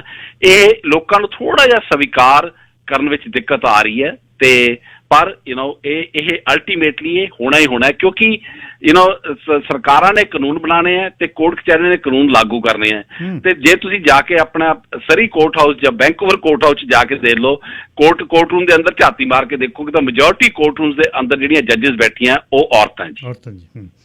ਅਖੀਰ 'ਚ ਇਹ ਦੱਸਿਓ ਜੀ ਵੀ ਜਿਹੜੇ ਫੇਸਬੁੱਕੀ ਕਮਾਂਡੋ ਨੇ ਬਣਾ ਕੇ ਜਾਲੀ ID ਤੇ ਗਾਲਾਂ ਹੀ ਸਵੇਰ ਤੋਂ ਕੱਢਦੇ ਨੇ ਮਾਵਾਂ ਭੈਣਾਂ ਦੀਆਂ ਫੇਸਬੁੱਕ ਤੇ ਚੱਕ ਦਿਆਂਗੇ, ਇਹਨੂੰ ਚਾੜ ਦਿਆਂਗੇ, ਹੁਣ ਇਹ ਡਿਪੋਰਟ ਹੋਊਗੀ ਤੇ ਬਿਨਾਂ ਮਤਲਬ ਉਹ ਖਲਜਗਣ ਹੈ। ਪਤਾ ਨਹੀਂ ਉਹ ਕੀ ਕਾਰਨ ਹੈ, ਨਾ ਉਸ ਗੱਲ ਨੇ ਕੋਈ ਫਰਕ ਪਾਉਣਾ, ਨਾ ਕਾਨੂੰਨ ਨੂੰ ਫਰਕ ਪਾਉਣਾ। ਹਾਂ, ਆਪਣਾ ਤੁਸੀਂ ਗੰਦਗੀ ਆ ਜਿਹੜੀ ਉਹ ਫੇਸਬੁੱਕ ਤੇ ਲਿਖ ਦਿੰਦੇ ਹੋ, ਉਹਦੇ ਨਾਲ ਕੋਈ ਇਹ ਜਿਹੜਾ ਕੋਈ ਇਹੋ ਜਿਹਾ ਕੁਛ ਕਰਦਾ, ਕਿਸੇ ਦੀ ਮਤਲਬ ਕਿਰਦਾਰ ਕੁਸ਼ੀ ਕਰਦਾ ਹੈ, ਇਹਦੇ ਤੇ ਕੋਈ ਚਾਰਜਸ ਨਹੀਂ ਲੱਗ ਸਕਦੇ? ਇਹੋ ਜਿਹੇ ਬੰਦਿਆਂ ਤੇ ਲੱਭ ਨਹੀਂ ਸਕਦੀ ਸਰਕਾਰ ਜੀ? ਅਜੀਤ ਜੀ, ਇਹ ਸੱਚ ਹੈ ਕਿ ਹੁਣ ਲੋਕਾਂ ਨੂੰ ਸੋਸ਼ਲ ਮੀਡੀਆ ਤੇ ਗਲਤ ਨਾਂ ਦੀ ਵਰਤੋਂ ਕਰਨ ਤੇ ਕਾਨੂੰਨ ਭੰਗ ਕਰਨ ਲਈ ਉਹਨਾਂ ਤੇ ਦੋਸ਼ ਆਇਦ ਕੀਤੇ ਜਾ ਰਹੇ ਜੀ। ਸੋ ਲੋਕਾਂ ਨੂੰ ਬਹੁਤ ਹੀ ਖਿਆਲ ਰੱਖਣਾ ਚਾਹੀਦਾ। ਉਹਨਾਂ ਨੂੰ ਕ੍ਰਿਮੀਨਲ ਕੋਡ ਦੀ ਦਫਾ 403 ਹੇਠ ਕਿਸੇ ਹੋਰ ਨੂੰ ਇੰਪਰਸਨੇਟ, ਭਾਵ ਆਪਣੇ ਆਪ ਨੂੰ ਕੋਈ ਹੋਰ ਦੱਸਣਾ, ਇਸ ਲਈ ਉਹਨਾਂ ਨੂੰ ਚਾਰਜ ਕੀਤਾ ਜਾਂਦਾ ਜੀ। ਕ੍ਰਿਮੀਨਲ ਕੋਡ ਦੇ ਸੈਕਸ਼ਨ 403 ਅਨੁਸਾਰ ਧੋਖੇ ਨਾਲ ਕਿਸੇ ਹੋਰ ਵਿਅਕਤੀ ਨੂੰ ਇੰਪਰਸਨੇਟ ਕਰਨ ਲਈ ਜਿਹੜਾ ਜੁਰਮ ਸੰਗੀਨ ਜੁਰਮ ਮੰਨਿਆ ਜਾਂਦਾ ਹੈ। ਇਹ ਕਿਸੇ ਤਰ੍ਹਾਂ ਵੀ ਕੀਤਾ ਗਿਆ ਹੋਵੇ, ਭਾਵੇਂ ਕਿਸੇ ਨੂੰ ਨੁਕਸਾਨ ਪਹੁੰਚਾਉਣ ਦੇ ਇਰਾਦੇ ਨਾਲ ਜਾਂ ਖੁਦ ਦਾ ਫਾਇਦਾ ਖੱਟਣ ਲਈ ਜੀ। ਜਦੋਂ ਕੋਈ ਇਨਸਾਨ ਹੋਰ ਕਿਸੇ ਦਾ ਨੁਕਸਾਨ ਕਰਨ ਦੇ ਇਰਾਦੇ ਨਾਲ ਕਿਸੇ ਦੀ ਪਹਿਚਾਣ ਦੀ ਨਕਲ ਕਰਕੇ ਉਹ ਇਨਸਾਨ ਹੋਣ ਦਾ ਢਕਵੰਜ ਕਰੇ ਤਾਂ ਕ੍ਰਿਮੀਨਲ ਲਾਅ ਅਨੁਸਾਰ ਇਸ ਤਰ੍ਹਾਂ ਕਰਕੇ ਤੁਸੀਂ ਕਾਨੂੰਨ ਤੋੜਨ ਦੇ ਦੋਸ਼ੀ ਮੰਨੇ ਜਾਂਦੇ ਹੋ। ਤੇ ਆਮ ਤੌਰ ਤੇ ਜਦ ਤੁਸੀਂ ਕਿਸੇ ਦਾ ਨੁਕਸਾਨ ਪਹੁੰਚਾਉਂਦੇ ਹੋ, ਚਾਹੇ ਉਹਨਾਂ ਦੀ ਭਾਵਨਾਵਾਂ ਨੂੰ ਠੇਸ ਪਹੁੰਚਾਉਂਦੇ ਹੋ ਜਾਂ ਉਹਨਾਂ ਦੇ ਬਿਜ਼ਨਸ ਦਾ ਨੁਕਸਾਨ ਕਰਨ ਦੀ ਕੋਸ਼ਿਸ਼ ਕਰਦੇ ਹੋ, ਤਾਂ ਜਦ ਤੁਹਾਡਾ ਪਤਾ ਲੱਗ ਜਾਂਦਾ ਤਾਂ ਤੁਹਾਨੂੰ ਆਮ ਤੌਰ ਤੇ ਸਲਾਖਾਂ ਦੇ ਪਿੱਛੇ ਜਾਣਾ ਪੈਂਦਾ ਹੈ। ਇੰਟਰਨੈਟ ਤੇ ਇਹ ਇੱਕ ਬਹੁਤ ਹੀ ਵੱਡੀ ਮੁਸੀਬਤ ਸੀ ਅਤੇ ਅੱਜ ਵੀ ਹੈ। ਇਸ ਲਈ ਹੁਣ ਕੈਨੇਡਾ 'ਚ ਪੁਲਿਸ ਨੇ ਇਸ ਤਰ੍ਹਾਂ ਕਰਨ ਵਾਲਿਆਂ ਤੇ ਚਾਰਜ ਲਾਣੇ ਸ਼ੁਰੂ ਕਰ ਦਿੱਤੇ ਹੈ। ਸੋ ਹੁਣ ਲੇਟਲੀ ਮੈਂ ਦੇਖਿਆ ਜੀ ਕੋਰਟ ਕਚਹਿਰੀਆਂ ਵਿੱਚ ਲਾਈਨ ਲੱਗੀ ਪਈ ਹੈ ਕਿ ਵੀ ਜਿਹੜੇ ਪੁਲਿਸ ਆਫਿਸਰ ਤੁਹਾਨੂੰ ਹੁਣ ਲੱਭ ਲੈਂਦੇ ਆ ਕਿ ਵੀ ਤੁਸੀਂ ਕਿਹੜੇ ਕੰਪਿਊਟਰ ਤੋਂ ਤੁਸੀਂ ਮੈਸੇਜ ਭੇਜਿਆ, ਕਿਹੜੇ ਸੈੱਲ ਫੋਨ ਤੋਂ ਭੇਜਿਆ। ਸੋ ਪਹਿਲਾਂ ਇਹ ਹੁੰਦਾ ਸੀਗਾ ਕਿ ਵੀ ਤੁਸੀਂ ਇੰਟਰਨੈਟ ਦੇ ਪਿੱਛੇ ਲੁੱਕ ਕੇ ਲੋਕਾਂ ਦਾ ਨੁਕਸਾਨ ਕਰ ਸਕਦੇ ਸੀਗੇ, ਪਰ ਹੁਣ ਕਿਸੇ ਦਾ ਨੁਕਸਾਨ ਕਰਦੇ ਤੁਸੀਂ ਇੱਕ ਗੱਲ ਆਪਣੇ ਦਿਲੋਂ ਦਿਮਾਗ 'ਚ ਜ਼ਰੂਰ ਰੱਖੋ ਕਿ ਵੀ ਹੋ ਸਕਦਾ ਤੁਹਾਡੇ ਦੋਨੋਂ ਹੱਥ ਪਿੱਛੇ ਕਰਕੇ, ਹੱਥ ਖੜੀ ਲਾ ਕੇ, ਘੜੀਸ ਕੇ ਤੁਹਾਨੂੰ ਪੁਲਿਸ ਦੀ ਗੱਡੀ ਸਿੱਟਿਆ ਜਾਵੇ ਤੇ ਉੱਥੇ ਲਿਜਾ ਕੇ ਸਲਾਖਾਂ ਦੇ ਪਿੱਛੇ ਬੰਦ ਕਰ ਦਿੱਤਾ ਜਾਵੇ। ਸੋ ਇਹਨਾਂ ਗੱਲਾਂ ਦਾ ਪੂਰਾ ਖਿਆਲ ਰੱਖੋ। ਮਜ਼ਾਕ ਕਰਨਾ ਕਿਸੇ ਨਾਲ ਉਹ ਲਹਿਦਾ ਗੱਲ ਹੈ, ਪਰ ਮਜ਼ਾਕ ਵਿੱਚ ਆਪਣਾ ਨੁਕਸਾਨ ਕਰਵਾ ਲੈਣਾ ਉਹ ਮੇਰੇ ਖਿਆਲ ਕਿਸੇ ਨੂੰ ਕੋਈ ਵਧੀਆ ਨਹੀਂ ਲੱਗੂਗਾ ਜੀ। ਵਕੀਲ ਸਾਹਿਬ, ਕੋਈ ਸਵਾਲ ਜਿਹੜਾ ਮੇਰੇ ਤੋਂ ਨਾ ਪੁੱਛਿਆ ਹੋਵੇ ਉਸ ਨੂੰ ਸਮ ਅਪ ਕਰਨਾ ਚਾਹੋ? ਅਰਜੀਤ ਜੀ, ਤੁਸੀਂ ਇਸ ਮੁੰਡੇ ਦੇ ਬਾਰੇ ਦੱਸਿਆ ਜਿਹਨੇ ਆਪਣੀ ਜ਼ਿੰਦਗੀ ਦਾ ਅੰਤ ਕਰ ਲਿਆ, ਖੁਦਕੁਸ਼ੀ ਕਰ ਲਈ। ਜਦੋਂ ਵੀ ਕੋਈ ਆਪਣੀ ਜਾਨ ਲੈਂਦਾ ਇਹ ਇੱਕ ਬਹੁਤ ਹੀ ਭਿਆਨਕ ਦੁਖਾਂਤ ਹੁੰਦਾ ਜੀ, ਕਿਉਂਕਿ ਅਰਜੀਤ ਜੀ ਜ਼ਿਆਦਾ ਦੇਖੋ ਆਪਾਂ ਸਾਰੇ ਮਨੁੱਖੀ ਆਪਣੇ ਨਾ ਅੰਦਰ, ਸਾਰਿਆਂ ਦੇ ਅੰਦਰ ਆਤਮਾ ਕੌਨਸ਼ੀਅਸ ਹੈਗੀ ਹੈ ਜੀ। ਜਦ ਆਪਾਂ ਕਿਸੇ ਦੇ ਬਾਰੇ ਸੁਸਾਈਡ ਬਾਰੇ ਸੁਣਦੇ ਹਾਂ, ਚਾਹੇ ਉਹ ਆਪਾਂ ਬੰਦੇ ਨੂੰ ਨਹੀਂ ਵੀ ਜਾਣਦੇ ਨਾ, ਤਾਂ ਆਪਣੇ ਦਿਲ 'ਚ ਅੰਦਰੋਂ ਅੰਦਰ ਉਸ ਬੰਦੇ ਲਈ ਅਫੈਕਸ਼ਨ ਹੋ ਜਾਂਦੀ ਹੈ। ਯਾਰ ਨਹੀਂ, ਬੰਦੇ ਨੂੰ ਕਿਉਂ ਉਹਨੇ ਐ ਕੀਤਾ, ਕਿ ਬਾਹਲਾ ਹੀ ਉਸ ਬੰਦੇ ਦੇ ਮਨ ਤੇ ਬੋਝ ਹੋਊਗਾ ਜਿਹਨੇ ਇਹ ਕੀਤਾ ਹੈ ਜੀ। ਪਰ ਮੈਂ ਜੱਜਾਂ ਨੂੰ ਇੱਕ ਸ਼ਰੇਆਮ ਕਹਿੰਦੇ ਹੋਏ ਸੁਣਿਆ, ਇੱਕ ਜੀ ਮੈਂ ਬਹੁਤ ਸੀਰੀਅਸ ਕੇਸ ਕੀਤਾ ਸੀਗਾ ਗੋਲਡਨ BC ਵਿੱਚ। ਉਸ ਕੇਸ ਵਿੱਚ ਸਾਡਾ ਮੁਵੱਕਲ ਬਾਇਜ਼ਤ ਬਰੀ ਕਰ ਦਿੱਤਾ ਗਿਆ। ਜਦ ਮੇਰੇ ਕਲਾਇੰਟ ਨੂੰ ਬਾਇਜ਼ਤ ਬਰੀ ਕੀਤਾ ਗਿਆ ਤਾਂ ਜੱਜ ਨੇ ਕਿਹਾ ਉਸ ਲੜਕੀ ਨੂੰ ਜਿਹਨੇ ਉਸ ਦੇ ਉੱਪਰ ਬਲਾਤਕਾਰ ਦੇ ਦੋਸ਼ ਆਇਦ ਕੀਤੇ ਸੀ, ਉਹਨੇ ਕਿਹਾ ਕਿ ਵੀ ਤੁਸੀਂ ਜੇ ਮਹਿਸੂਸ ਕਰਦੇ ਹੋ ਵੀ ਤੁਹਾਡੇ ਨਾਲ ਜੁਰਮ ਕੀਤਾ ਗਿਆ, ਇਸ ਦਾ ਮਤਲਬ ਇਹ ਨਹੀਂ ਕਿ ਵਾਕਈ ਹੀ ਜੁਰਮ ਵਾਪਰਿਆ ਹੈ। ਸੋ ਜਿਹੜੀਆਂ ਆਪਣੀਆਂ ਭਾਵਨਾਵਾਂ ਉਹਨਾਂ ਦਾ ਹੋਣਾ ਬਹੁਤ ਹੀ ਜ਼ਿਆਦਾ ਜ਼ਰੂਰੀ ਹੈ। ਆਪਾਂ ਨੂੰ ਆਪਣੇ ਆਪ ਨੂੰ ਜਿਹੜੇ ਆਪਣੇ ਮਨ 'ਚ ਗੱਲਾਂ ਬਾਤਾਂ ਉਹਨਾਂ ਨੂੰ ਪ੍ਰਗਟ ਕਰਨ ਦਾ ਮੌਕਾ ਵੀ ਹੋਣਾ ਚਾਹੀਦਾ ਹੈ। ਸੋਸ਼ਲ ਮੀਡੀਆ ਭਾਵਨਾਵਾਂ ਦਾ ਨਿਯਮ ਰਹਿਤ ਮੰਚ ਹੈ ਜੀ ਇਸ ਵੇਲੇ, ਪਰ ਦਿਨ ਬਰ ਦਿਨ ਇਹਦੇ ਉੱਪਰ ਵੀ ਹੁਣ ਰੂਲਸ ਐਂਡ ਰੈਗੂਲੇਸ਼ਨ ਲਾਗੂ ਕੀਤੇ ਜਾ ਰਹੇ ਹਨ। ਸੋ ਬੀ ਵੈਰੀ ਕੇਅਰਫੁਲ। ਬਣਿਆ ਤਾਂ ਇੰਟਰਨੈਟ ਲੋਕਾਂ ਦੀ ਸੁਵਿਧਾ ਲਈ ਸੀ ਜੀ, ਪਰ ਕਈ ਲੋਕ ਇਸ ਦਾ ਨਜਾਇਜ਼ ਫਾਇਦਾ ਉਠਾ ਕੇ ਇੱਕ ਦੂਜੇ ਦਾ ਨੁਕਸਾਨ ਕਰਨ ਦੀ ਕੋਸ਼ਿਸ਼ ਕਰ ਰਹੇ ਹਨ। ਪਰ ਅੱਜ ਕੱਲ੍ਹ ਬਹੁਤ ਏਜੰਸੀਜ਼ ਇਹੋ ਜਿਹੀਆਂ ਪ੍ਰਾਈਵੇਟ ਬਿਜ਼ਨਸਿਸ ਵੀ ਅੱਗੇ ਆ ਗਏ ਜਿਨ੍ਹਾਂ ਨੂੰ ਤੁਸੀਂ ਹਾਇਰ ਕਰਕੇ ਪਤਾ ਕਰ ਸਕਦੇ ਹੋ ਕਿ ਵੀ ਹਨੇਰੇ ਵਿੱਚ ਕਿਹੜਾ ਬੰਦਾ ਤੁਹਾਡੇ ਅਗੇਂਸਟ ਤੁਹਾਡੇ ਦੇ ਤੀਰ ਚਲਾ ਰਿਹਾ ਜੀ। ਅੱਛਾ ਜੀ, 2 ਸਵਾਲ ਆ ਗਏ, ਮੈਂ ਤੁਹਾਡਾ 1.5 ਮਿੰਟ ਹੋਰ ਲੈਣਾ। ਇੱਕ ਸਵਾਲ ਇਹ ਹੈ ਵੀ ਇੱਕ ਸਟੂਡੈਂਟ ਕੁੜੀ ਨੂੰ ਇੱਥੇ ਦੇ ਮੁੰਡੇ ਨੇ PR ਕਰਵਾ ਦਿੱਤਾ, ਮਤਲਬ ਵਿਆਹ ਹੋ ਗਿਆ, ਤੇ PR ਹੋਣ ਤੋਂ ਬਾਅਦ ਜੇ ਉਹ ਚਲੇ ਜਾਂਦੀ ਹੈ ਕਿ ਉਹਦੇ ਸਟੇਟਸ ਦਾ ਕੋਈ ਫਰਕ ਪੈਂਦਾ ਹੈ? ਦੂਜਾ, ਜੇ ਕੁੜੀ ਦੇ ਜਾਣੀ ਕੋਈ ਵੀ ਇੰਟਰਫੀਅਰੈਂਸ ਕਰਕੇ ਕਿਸੇ ਦਾ ਘਰ ਤੋੜਦਾ ਹੈ, ਉਹਦੇ ਤੇ ਕੋਈ ਧਾਰਾ ਲੱਗ ਸਕਦੀ ਹੈ? ਵੈਰੀ ਗੁੱਡ ਕੁਐਸਚਨ ਜੀ। ਆਪਣਾ ਡੋਮੈਸਟਿਕ ਰਿਲੇਸ਼ਨਸ ਐਕਟ, ਮੈਂ ਅਲਬਰਟਾ 'ਚ ਮੈਨੂੰ ਇਹਦਾ ਤਜਰਬਾ ਸੀਗਾ ਜੀ। ਵੀ ਜੇ ਸਪੋਜ਼ ਕਰੋ ਤੁਹਾਡਾ ਬਹੁਤ ਵਧੀਆ ਖੁਸ਼ੀਆਂ ਭਰਿਆ ਪਰਿਵਾਰ ਹੈ, ਠੀਕ ਹੈ ਜੀ, ਜੇ ਉਹਦੇ ਵਿੱਚ ਕੋਈ ਇੰਟਰਫੀਅਰ ਕਰਦਾ ਤੇ ਤੁਹਾਡੇ ਖੁਸ਼ੀਆਂ ਵਿੱਚ ਵਿਘਨ ਪਾਉਂਦਾ ਤਾਂ ਤੁਸੀਂ ਡੈਫੀਨੇਟਲੀ ਉਸ ਬੰਦੇ ਉੱਪਰ ਆਪਣਾ ਮੁਕੱਦਮਾ ਕਰ ਸਕਦੇ ਹੋ। ਤੇ ਮੈਂ ਤੁਹਾਨੂੰ ਦੱਸਿਆ ਕਿ ਵੀ ਇਹਨਾਂ ਮੁਲਕਾਂ 'ਚ ਜਿਹੜੇ ਆਪਣੇ ਰੂਲਸ ਐਂਡ ਰੈਗੂਲੇਸ਼ਨਸ, ਨਿਯਮ ਕਾਨੂੰਨ ਹੈ, ਉਹ ਇਸ ਲਈ ਹੈ ਤਾਂ ਕਿ ਲੋਕਾਂ ਦਾ ਵਤੀਰਾ ਇੱਕ ਦੂਜੇ ਦੇ ਨਾਲ ਵਧੀਆ ਰਵੇ। ਤੇ ਜੇ ਉਸ ਵਤੀਰੇ ਵਿੱਚ ਕਿਸੇ ਵੀ ਤਰ੍ਹਾਂ ਦੀ ਕੋਈ ਕਮੀ ਪੇਸ਼ੀ ਆਉਂਦੀ ਹੈ ਤਾਂ ਕਾਨੂੰਨ ਤੁਹਾਡੇ ਨਾਲ ਹਮੇਸ਼ਾ ਹੀ 24 ਘੰਟੇ ਵਚਨਬੱਧ ਹੈ। ਸਿਰਫ ਇੱਕੋ ਹੀ ਸ਼ਰਤ ਹੈ ਵੀ ਤੁਹਾਡੇ ਵਿੱਚ ਕੋਈ ਕਮੀ ਪੇਸ਼ੀ ਨਾ ਹੋਵੇ। ਜਦ ਤੁਸੀਂ ਕੋਰਟ ਕਚਹਿਰੀ ਵਿੱਚ ਜਾ ਕੇ ਕੋਈ ਦੁਹਾਈ ਪਾਣੀ ਹੈ, ਇਸ ਬੰਦੇ ਨੇ ਸ਼ਰਾਬ ਪੀ ਕੇ ਗੱਡੀ ਚਲਾ ਕੇ ਮੇਰੇ 'ਚ ਗੱਡੀ ਮਾਰੀ, ਮੇਰਾ ਨੁਕਸਾਨ ਹੋ ਗਿਆ, ਆਹ ਹੋ ਗਿਆ, ਜਾਂ ਤੁਸੀਂ ਆਹ ਬੰਦੇ ਨੇ ਮੇਰੇ ਨਾਲ ਧੋਖਾਧੜੀ ਕੀਤੀ, ਆਹ ਬਿਜ਼ਨਸ ਪਾਰਟਨਰ ਨੇ ਮੈਨੂੰ ਲੱਖਾਂ ਡਾਲਰਾਂ ਦਾ ਹੂੰਝਾ ਫੇਰ ਦਿੱਤਾ। ਸੋ ਜਦ ਤੁਸੀਂ ਕੋਰਟ ਕਚਹਿਰੀ ਵਿੱਚ ਜਾਣਾ ਤਾਂ ਜੱਜ ਨੇ ਸਾਰਿਆਂ ਨਾਲੋਂ ਪਹਿਲਾਂ ਇਹ ਦੇਖਣਾ ਕਿ ਵੀ ਤੁਸੀਂ ਜਦ ਕੋਰਟ ਕਚਹਿਰੀ ਵਿੱਚ ਆਏ ਹੋ ਤੁਹਾਡਾ ਵਤੀਰਾ ਸਾਰਾ ਕੁਝ ਠੀਕ ਸੀਗਾ, ਤੁਸੀਂ ਆਪਣੀ ਰਿਸਪੌਂਸਿਬਿਲਿਟੀਜ਼ ਦਾ ਪੂਰਾ ਜਿਹੜਾ ਅਦਾ ਕੀਤੀਆਂ। ਸੋ ਤੁਹਾਡੇ 'ਚ ਅਗਰ ਕੋਈ ਕਮੀ ਪੇਸ਼ੀ ਨਹੀਂ ਹੈ ਤਾਂ ਤੁਸੀਂ ਮੇਕ ਸ਼ੋਰ ਕਰਨਾ ਕਿ ਵੀ ਤੁਸੀਂ ਕਿਸੇ ਨਾਲ ਕੋਈ ਵਧੀਕੀ ਨਹੀਂ ਕਰਨੀ, ਪਰ ਨਾਲ ਦੀ ਨਾਲ ਜੇ ਤੁਹਾਡੇ ਨਾਲ ਕਿਸੇ ਨੇ ਕੋਈ ਵਧੀਕੀ ਕੀਤੀ ਹੈ ਤਾਂ ਤੁਸੀਂ ਬਿਲਕੁਲ ਨਹੀਂ ਜਰਨੀ, ਕਿਉਂਕਿ ਵਧੀਕੀ ਕਰਨੀ ਤੇ ਵਧੀਕੀ ਜਰਨੀ ਦੋਨੋਂ ਹੀ ਜੁਰਮ ਹੈ ਜੀ। ਵਕੀਲ ਸਾਹਿਬ, ਅਖੀਰ 'ਚ ਦੱਸਿਓ, ਸਾਡੇ ਕੁਝ ਕਾਲਰ ਨੇ ਜਿਹੜੇ ਨਾਂ ਬਦਲ ਕੇ ਤੇ ਕਾਲਰ ਮਤਲਬ ਨਵਾਂ ਨੰਬਰ ਕੋਈ ਲੈ ਕੇ ਫੋਨ ਕਰ ਜਾਂਦੇ ਆ, ਉਹ ਜਿਹੜਾ ਨਾਂ ਬਦਲ ਕੇ ਫੋਨ ਕਰਦੇ ਆ ਉਹ ਠੀਕ ਹੈ ਕਾਨੂੰਨ ਦੇ ਹਿਸਾਬ ਨਾਲ ਕਿ ਗਲਤ ਹੈ? ਨਹੀਂ ਜੀ, ਬਿਲਕੁਲ।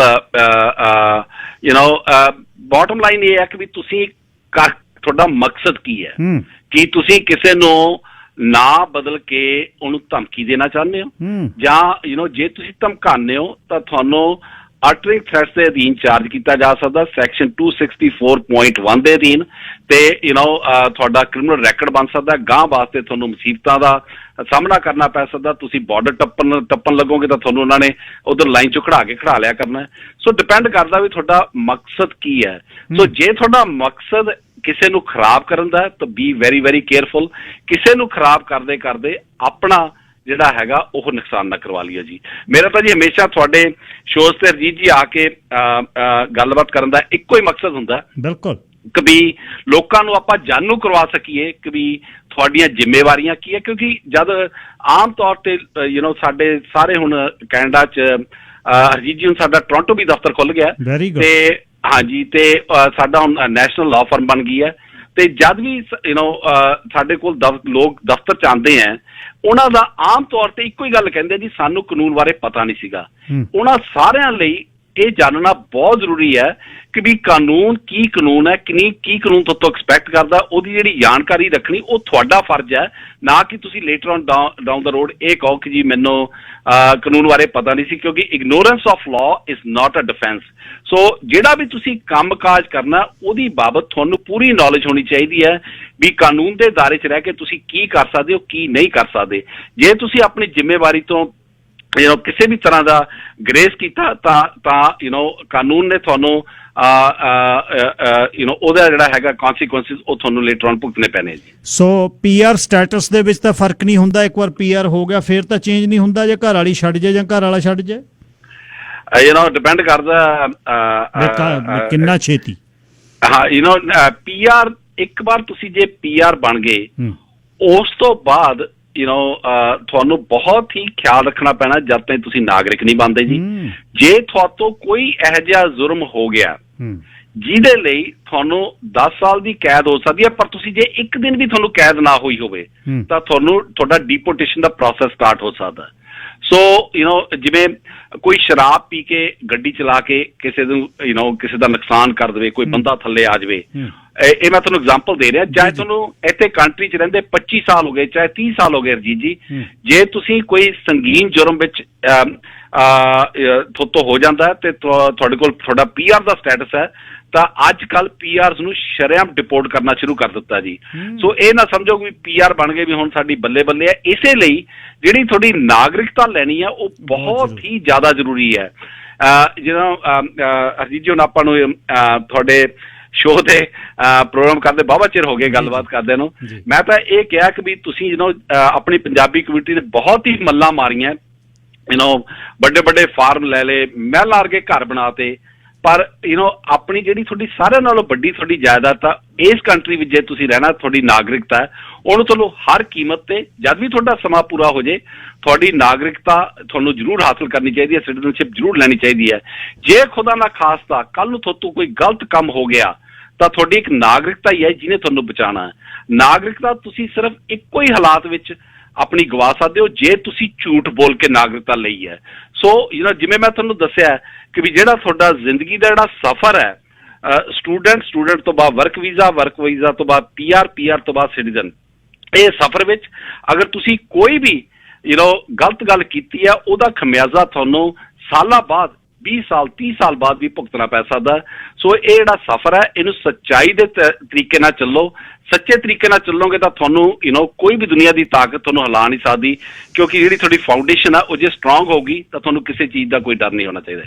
ਵਕੀਲ ਸਾਹਿਬ ਤੁਹਾਡੇ ਸਮੇਂ ਲਈ ਧੰਨਵਾਦ ਤੇ ਫਿਰ ਛੇਤੀ ਗੱਲ ਹੋਈ।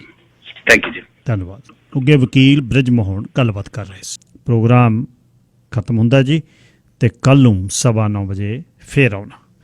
ਰੱਬ ਰੱਖ।